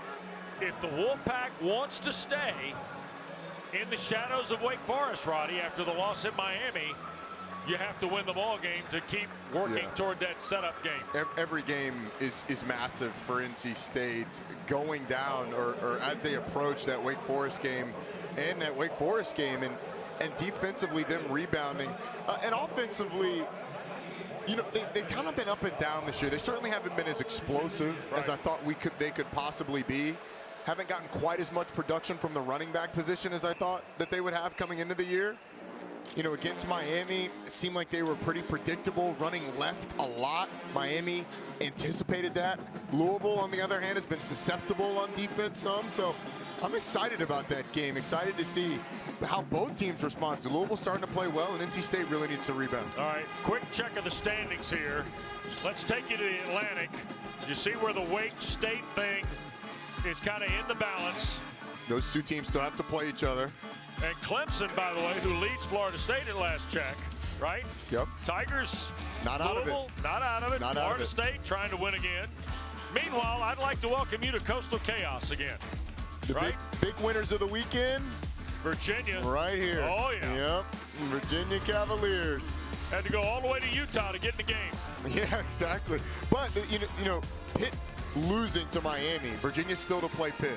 They win that game, they're in the ACC championship because they already have a win over really all the teams that are chasing them. Wake Forest came into the ball game today, 13 of their last 22 on 3rd down. They are 9 of 12 today. Talk about scary. On the eve of Halloween, this Deacon offense is frightening.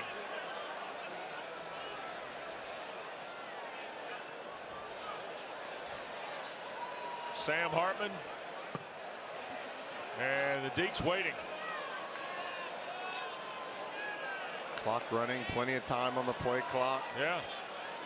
They're just kind of taking their time with the play clock winding and the 3rd quarter clock winding. Yeah, shorten the game a little bit. 3rd and 2. Hartman against pressure and overthrows Keyshawn Williams with Stinson covering for the Blue Devils. And Nick Skiba will come on, try and start a new streak. Yeah, that pressure didn't get to Sam Hartman in the sense of hitting him or sacking him, but the pressure forced the high throw, not able to follow through and to try and throw it over some bodies, and it sailed high. 26 yards for Skiba. Same distance as earlier. 2 less. Oh, okay. And less fanfare before the kick.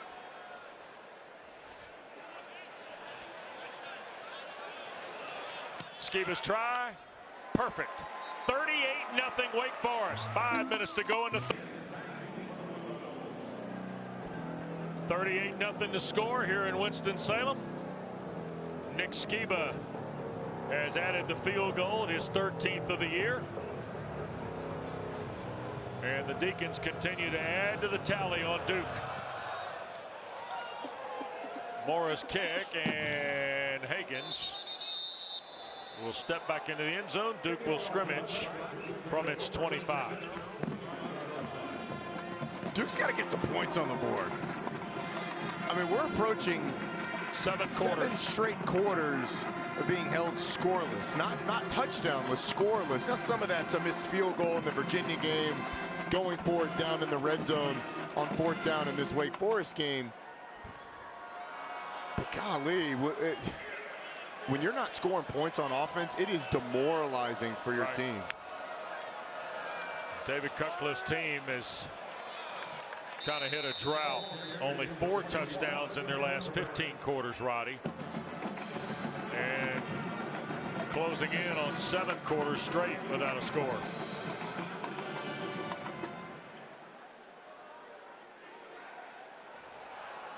Winless in the league at 0-3 off a bye week following losses to Georgia Tech and Virginia.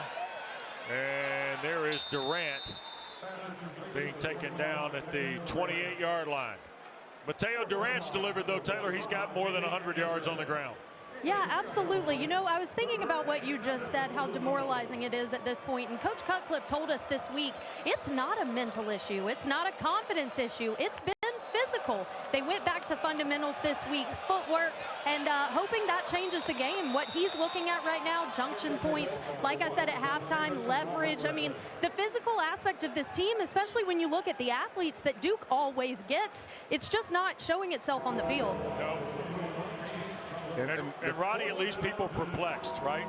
And look, I love Coach Cut and respect his football opinion as much as anybody. He knows this team much better than I do, but I would argue it is a mental thing as well. I mean, the penalties, the overall mistakes, the sloppiness that they've played with, the turnovers, that's a physical. I mean, that's a mental thing. That's an attitude. Here's the punt for Morin. And he'll fair catch that one right around the 20-yard line. Hey, don't forget the ACC Network's your home for fall championships. Tomorrow we start coverage of the women's soccer.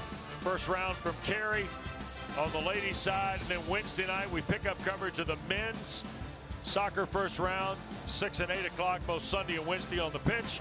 And then field hockey quarterfinals Thursday on campus. All right here on ACC Network and the ESPN app. How much of that, much of the fanfare around the cross-country championships you catch yesterday? You missed out on a big show with your name on it. I saw, I heard about the reports of the cart driver out amongst them, as they say. Passing out Halloween candy? Apparently. By the way, Eric McLean deserves accolades for being a part of that fray yesterday, doesn't he? Yes, he does. Yeah. Excellent camera work by Mac. Oh, yeah. Operating with the iPhone FaceTime hookup. My partner in crime was, in fact, the cart rider for the cross-country championships, as he said he would be a year and a half ago. I don't know if I've ever seen someone happier than when Pac was driving around on that golf cart. And he had to go to South Bend to do it. Right. By the way, congratulations to NC State's women and to Notre Dame's men on capturing those championships. There's a catch, and Roberson back in the game. And this is all you want to see from number 5 against Jalen Alexander for 19. Such a tough matchup in the slot. A guy that's 6'1" with excellent ball skills, goes up in the air, uses his body to shield Alexander away from the football, makes the catch. Sam Hartman taking a little bit of a push there at the end, still able to deliver the football accurately. So Jaquarii Roberson with another big catch. 1st and 10 to 39, final 2:20 of the third.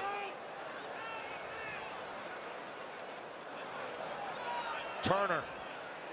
And a yard yard, maybe 2. Gary Smith, the tackle.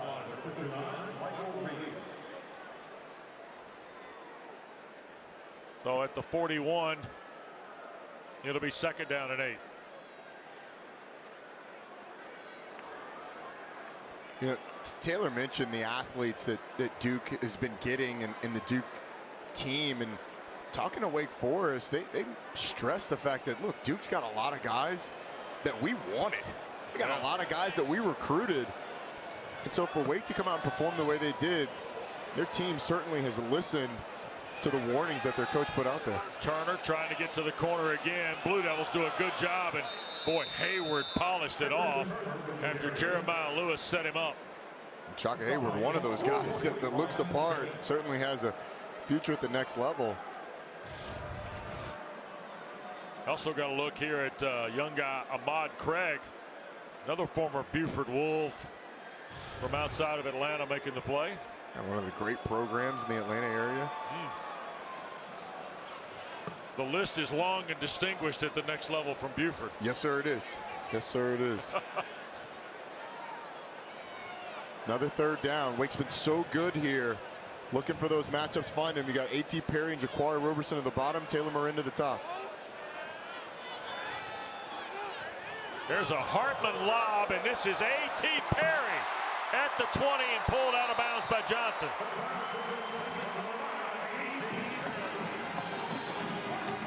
It's just been too easy for A.T. Perry. Wins at the line of scrimmage. Get that hand off me.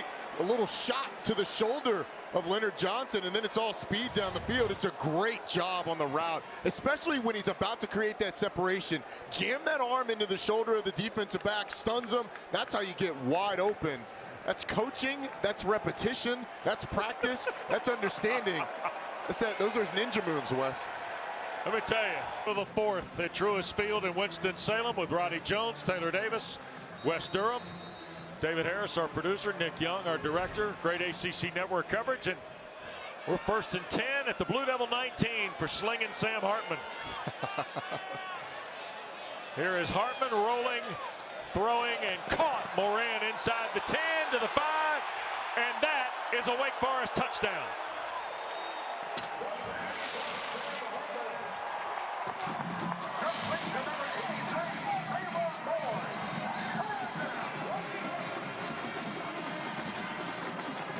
Taylor Moran does such a good job on this of leaning into the defender as he gets to the top of his stem and then breaks away, creating that separation. Once again, Sam Hartman with the timing, able to get away from Jeremiah Lewis, up the field into the end zone. Wake Forest touchdown, and they keep rolling. 19-yard throw. Skiba for the point. 45-0. We are 8 seconds old in quarter 4 in Winston-Salem, and number 13 in high gear.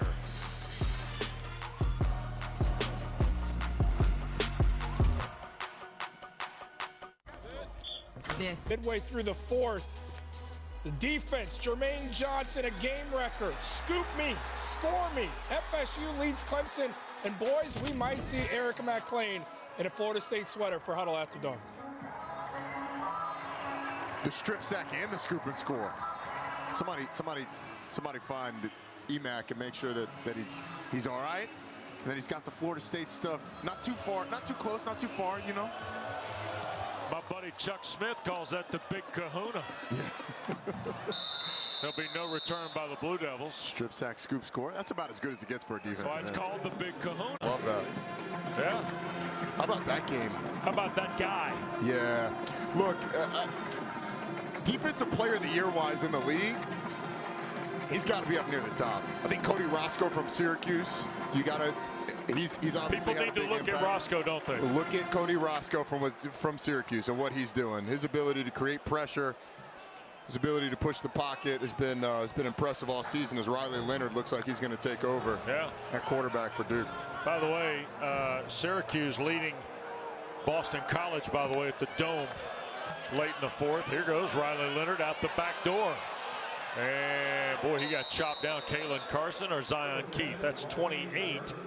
That is Zion Keith. redshirt sophomore makes the play. Taylor, Deacons have subbed some guys around defensively. Well, guys, you know, down here on the sideline, I've actually noticed, I would describe it as a sigh of relief for this Wake defense. I mean, we talked with the coaching staff, and they were candid about the fact that that Army game last week was not their best showing defensively. We talk a lot about this Wake offense, but this defense really wanted to step up today. Coach Hemphill told us a lot of the guys individually came into his office this week saying, hey, we're turning the page. We're going to get ready for Duke. They're all very communicative down here on the sideline, even with a very comfortable lead. They wanted to right that wrong today. Lyle Hemphill going to work. He's even got the get-back guy with the clutch on the jacket. Here's Leonard across the middle, offline. He was looking for Eli Pancol, and Duke will punt it. It was a great point by Taylor on that Wake defense, and the sigh of relief portion of it. This is a defense that a week ago, 3 players over 90 yards rushing for Army. Week before that, Sean Tucker had 153, Garrett Schrader 178 on the ground. Today, they've only allowed 123 yards on the ground, 233 yards overall against a Duke offense that can be dangerous. Jackson Hensley, Pikeville, Kentucky, deep to return, and not Wilson's best effort, but we got a flag thrown in late, and the ball is down at the 26, but the marker came from over in front of the Wake Forest bench. I have no idea. I mean, literally other side of the field from where the ball was.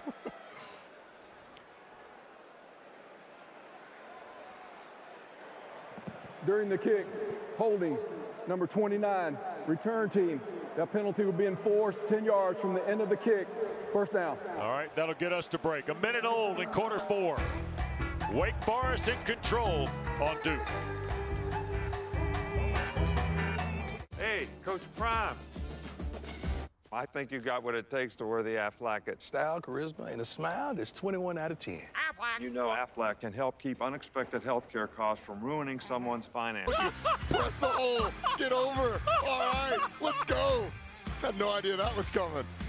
Wes, I thought you should have told me. You should have set me up for this. You were the one that grabbed the card and said you wanted to read the we were going to go to a good running back. I mean, you guys just threw up pictures of me. I was getting ready to talk about Christian Beal-Smith and Christian Turner and Sam Hartman. I wanted Sam Hartman on that. Sam Hartman has been replaced by Michael Kern, his 9th career appearance. Sorry to America. You as the Deacons start to move the ball, and Quentin Cooley from Southern Nash High School, Julius Pepper's alma mater, gets his first carry, his 8th of the year. There is Michael Kern, 19 of 33 in his career, 303 yards and a touchdown 2 years ago against mighty Elon for Michael Kern. That one hurt, didn't it? Yeah, it did. Yeah. 45-0. Wake Forest is kind of set the starters to the side here, Roddy. I see a couple different guys in there in the offensive line. Some changes have been made. Luke Pettibon's come in at center. He's a freshman. And that is Cooley trying to get to the edge. Tackled by Isaiah Fisher-Smith, sophomore from over in Greensboro for the Blue Devils. You got Nick Sharp out there at right tackle. Yep. C.J. Omonis there at right guard. You already mentioned the center position. Let's see, get some other numbers there for you. 68. That is Thomas Grippo. Thomas Grippo there at left guard. And Cameron Height has come in at tight end. Well, since we're calling out the backup offensive line, I gotta give a shout out to the starters. Zach Tom at left tackle, Sean McGinn at left guard, Michael Juergens at center, Loic Ngasam Naya at right guard, Devontae Gordon. Those guys were excellent today. There's a throw and a catch. That's Cameron Height, and the ball popped loose, and it is Duke's ball on the turnover. Blue Devils recover it. And the recovery was made by Tony Davis in the secondary. First and 10. So it looked like Hyde had made the catch here. And then when he worked his way upfield, it got punched out by Ryan Smith. Ryan Smith. Yeah, that's I mean, you got to secure the football there, big fella. That will not make the eighth-year coach of the Deacons happy at all. No, it will not. I mean, look, Smith puts his hand on the football, but it's a pretty weak punch. All in all, you got to secure the ball. Best starting spot of the day for the Blue Devils. And here is Leonard trying to keep it to the boundary side and helped out of bounds. Taylor, look out now. Coming your way. Marker down. She's got the Concords on. She can get out of the way. Holding. 63. Offense. Penalty call. 10-yard penalty. Repeat first down. Jacob Monk. 63. Offense. I think, was that play running right at Taylor, by the way? It was, yep. Yep, she's down there around the 10-yard line.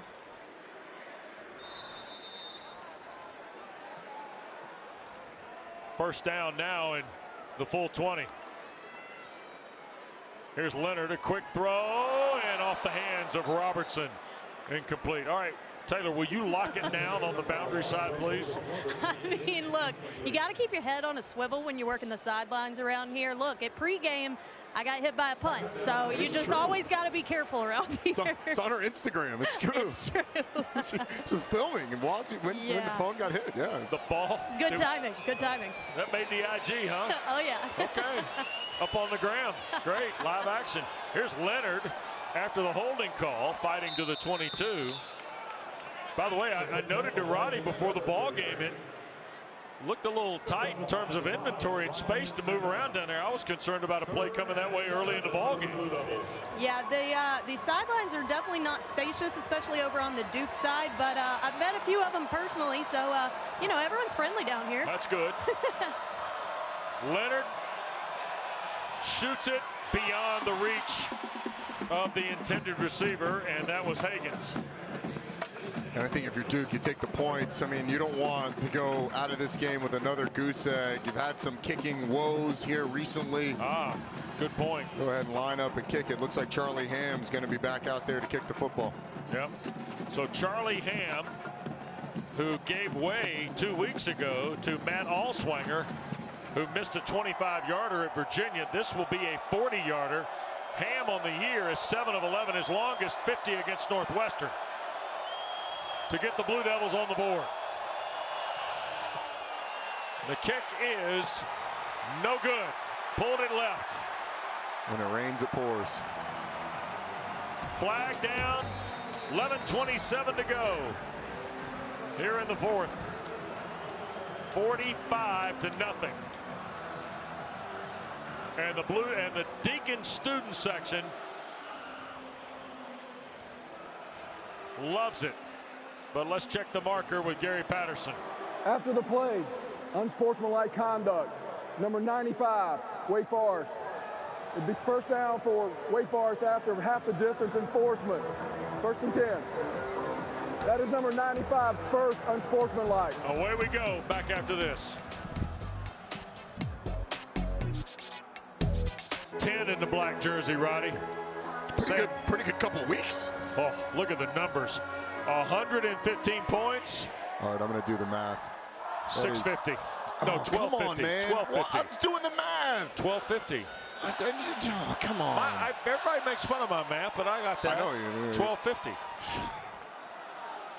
By the way, Richard Simmons, our abled statistician, 1,178 games in Wake Forest history, including today. Wow. Did he count all those? Pretty close. Okay. Prior to last week, only 8 times in history had Wake had 600 or more yards in a game. They're going to flirt with 700 today. And now they're back-to-back weeks, Roddy. It's incredible. Look, it's some of it's the way things have gone on the perimeter with them throwing the ball down the field, being able to create explosive plays. This Wake offense is humming, and it's playing with incredible confidence, and they've left points on the field today. They missed a field goal. They dropped the touchdown pass. And this is a Wake team that offensively is there. Right. The question down the stretch is on the other side of the football. How good can they be defensively? And today was a big response to that question that arose the past couple of weeks, past couple of games against Army, and before that against Syracuse. Yeah, you're right. I think they're a fascinating study for the rest of the country. just because they're coming from nowhere in terms of the national landscape. Well, you know, I kind of refuse to have the college football playoff conversation with Wake Forest because this is a team. They're declaring the pass incomplete. Right. This is a team that's sitting here with the chance to have a special season. Correct. Framing college football playoff the way we do, in my opinion, would take away from it if they didn't get there. Like if Wake loses one game and doesn't make the college football playoff and is an ACC champion, that's an incredible season for Dave Clawson, for any school. Right. But Florida State and Clemson have had a stranglehold on this league for so long. Whoever wins the ACC, if it's not Clemson, or I guess you could say if not Florida State, because technically they're not eliminated, but they are really going to enjoy it and relish that opportunity. Cooley banging away. And the freshman from Bailey, North Carolina, who had only 7 carries on the season, getting a chance to close the show here. 3rd and 5. And here's the scary part about this team. They are old, but they're not old as in leaving. They're old as in like redshirt sophomore old. Redshirt junior old, right? This thing at Wake Forest is built to last. And that is a credit to the vision and the discipline of Dave Clawson and this coaching staff. There's going to be an incomplete pass. It looked like Jamal Banks was hand fighting with Dominic Long over in front of the Blue Devil bench, and thought for a moment we were going to get a flag, and we didn't. There's a lot of physicality and going back and forth. Yeah, it's probably pass interference. It probably is. but before we get off the topic of this thing built to last, Wes, you know, Dave Clawson early on redshirted guys that could help him so that they could get old, stay old, especially the positions that they needed. But John Curry, the athletic director, and the support staff have done an excellent job of infusing financial support in this program. They're going to have spent over $100 million on athletics facilities when their latest project is complete. Well, you're right about that. We will touch on it when we come back. A huge announcement yesterday off the field concerning Wake Forest football when we continue from Winston-Salem in a moment. David Cutcliffe's good work. Yeah, no kidding. Mentored both the Manning brothers, Daniel Jones, obviously. Riley Leonard getting some reps here as we get to the 47-yard line on the run. And tell you what, nobody has seen it and been through it and is able to process it in the right way and respect the game and the discipline it takes to do what it takes to be successful, quite like David Cutcliffe has. I mean, when you think about not just Peyton and Eli, I mean, there are guys like Heath Schuler. I mean, Thad Lewis, right? Sean Renfrey. Anthony Boone. All sorts of guys that have come through the Cutcliffe school. And look, David Cutcliffe's programs have always done things the right way, and it's not going their way right now. And, you know, it hasn't really for a couple of years. That doesn't change the impact that he's had. Taylor and I had a good conversation with him before the field, or before the game on the field, just about that. About, hey, look, he's in coaching for the right reasons, and those reasons are more than football. And you know, we always enjoy our visits with Coach Cudd. Certainly hoped for them to have success because you know he's one of our favorites. There's a slant route. Calhoun loose, working to the backside. Jalen Calhoun down at the 1-yard line. And the Blue Devils had their best scoring threat of the day with 7.5 to play. So you got to put the ball in the end zone now. I mean, you got to get points. Get off the schneid. This is what makes Jalen Calhoun so dangerous. And like I said, Wes, you know, there's so many times you're wondering, why isn't 5 getting the ball more? Riley Leonard, touchdown for Duke. With 7:17 to go.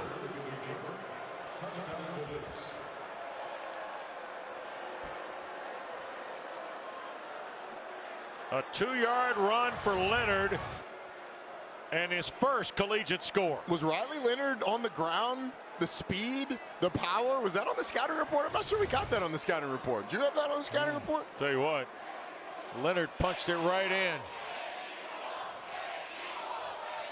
5 plays, 69 yards in 145. And a good delivery to Jalen Calhoun on that long play as well. Yep.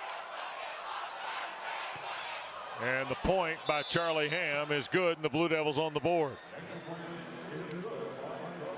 Coke Zero Sugar and Wendy's, proud supporters of college football, the best combo ever. See, I don't know. Again, we had this discussion last week. I mean, yeah, sure, Coke Zero is good to drink with your fries, but I'm telling you, go with the Frosty.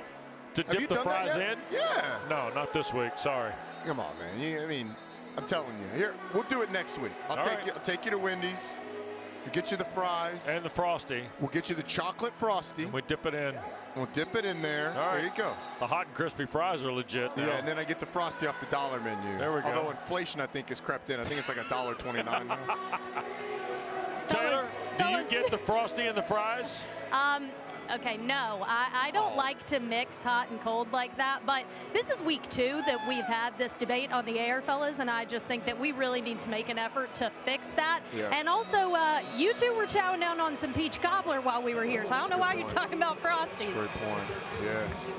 Roddy went to Wes took me to the famed Lexington barbecue. Mm-hmm. Yeah.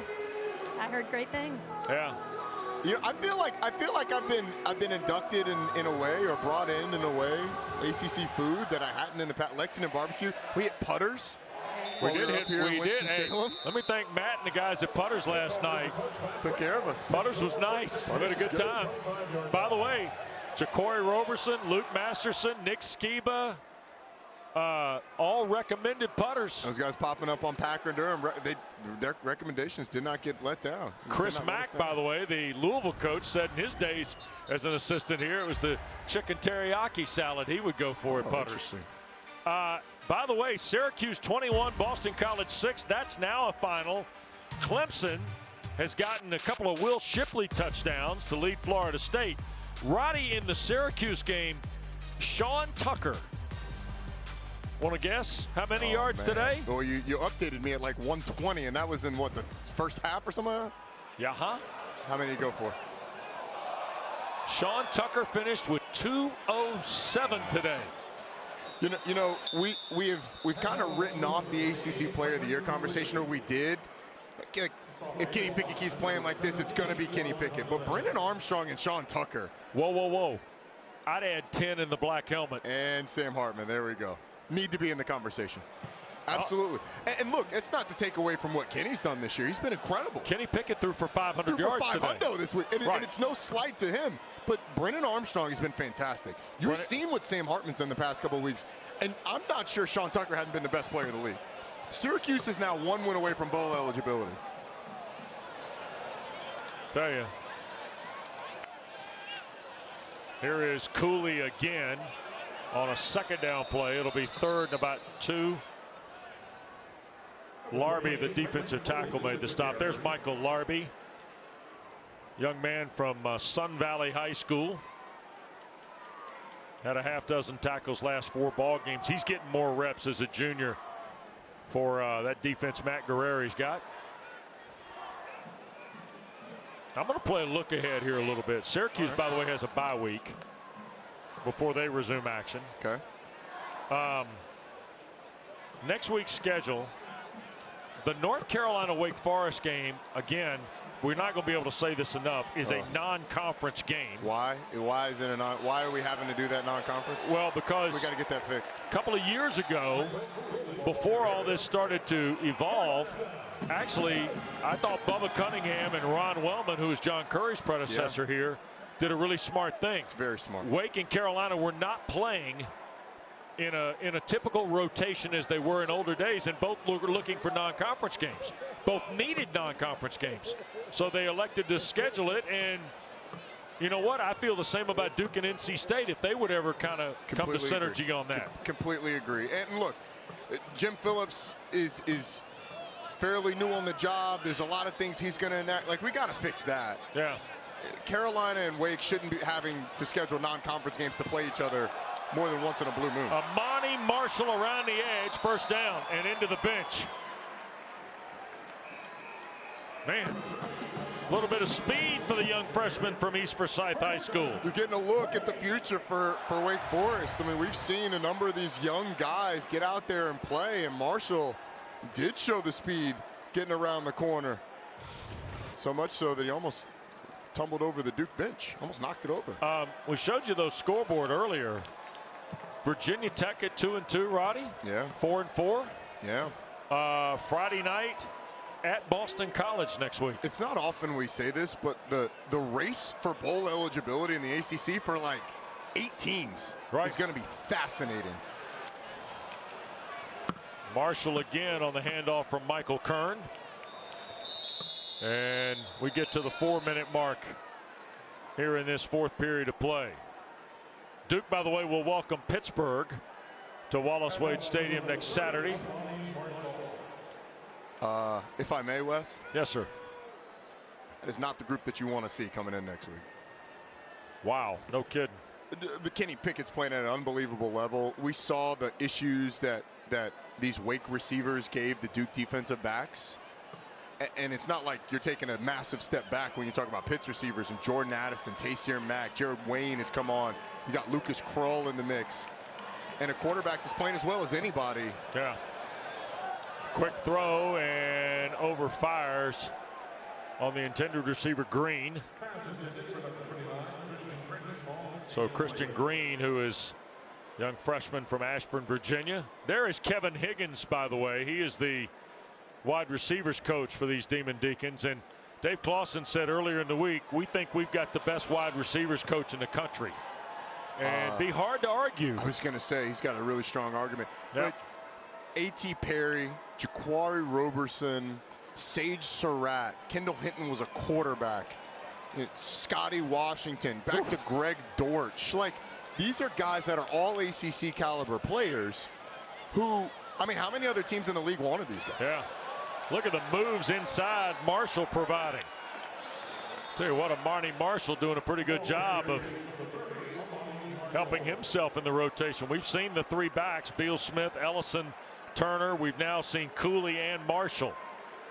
And enough there for Marshall to get a first down. I like Amani Marshall. Yep. 6'2", 220 pounds, showing the burst around the corner, showing some nifty moves. Yep.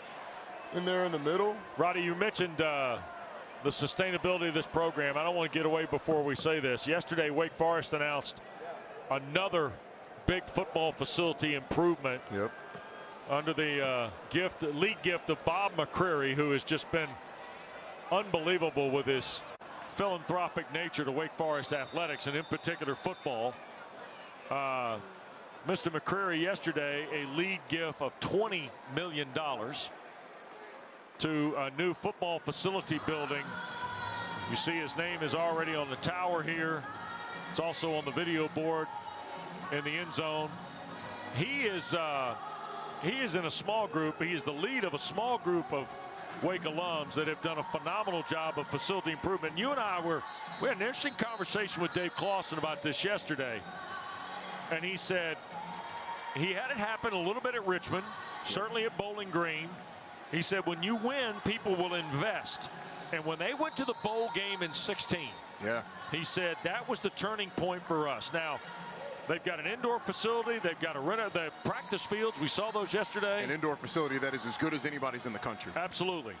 Operations building is coming. And here's the other thing. Dave Clawson said that the alignment at Wake Forest from Dr. Hatch to Ron Wellman and now President Susan Wente. Dr. Susan Wente's just arrived from Vanderbilt. And, of course, John Curry's the athletic director that followed Ron Wellman here at Wake Forest. John played soccer in his undergrad days at Wake, and now back here as the athletics director. The alignment from the president to the athletic director to the football coach, and then on the development side, Roddy, makes all the difference in the world. Well, you can see it too. I mean, the willingness to invest in the program. Wake Forest is the smallest FBS school in the country. Yep. And so there's and with incredibly strict academic restrictions, so you're not able to go for just anybody. So you've got to have a coach that has a vision and how to build a program. Well, they've got that. You have to have an athletic director that's aligned as well. We'll see Leo Kelly in at quarterback now for Wake Forest. Taylor, the conversation with Dave Clawson on that topic alone was as good as any part of our visit yesterday, I thought. You're absolutely right, and I had a great conversation with Sam Hartman about that very topic, the growth of this program and the goals down the stretch. And he said, look, we know we have something special, but we have known that. I'm not sure why the perception has taken this long, but the focus is inward and they know what they're capable of. He said, we know something special is here, but we don't want that to be a burden. We very much have to have a 1 week at a time mentality, especially down this stretch. But he described the team as resilient. He said a lot of these guys were here last year. We are emotionally, physically, and mentally prepared for where this program is headed. Well, they're getting ready to walk in about 66 seconds. They're getting ready to walk into water Wake Forest has never walked into. Yeah, and come Tuesday, they're going to find themselves in company with the Michigan States, with the Notre Dames, if they take care of business with these elite programs that are name brands throughout college football. And let me tell you, Wes, they belong in that conversation. They're going to be on the fringe, maybe in, maybe out of the top 10, those first college football playoff rankings, and they deserve to be because they have been fantastic this season. This offense especially has been as exciting to watch as any in the country. For the first time in their history, Wake Forest is 8-0. A touch of the knee, and Dave Clawson posts win number 48 in Winston-Salem and 138 in his career. And a handshake with David Cutcliffe. And the Deacons are 45-7 winners here tonight at Truist Field. It's a dominant performance, really, on both sides of the football. The offense continue where they left off. They were fantastic. Sam Hartman, excellent. The defense really rebounded. Let's go down to Taylor. She's with Coach Clawson. All right, Coach, I'll start with the defense this time. I know coming off last week, you wanted to see that side of the ball respond. How'd they do that tonight? I mean, it was one of our better games. I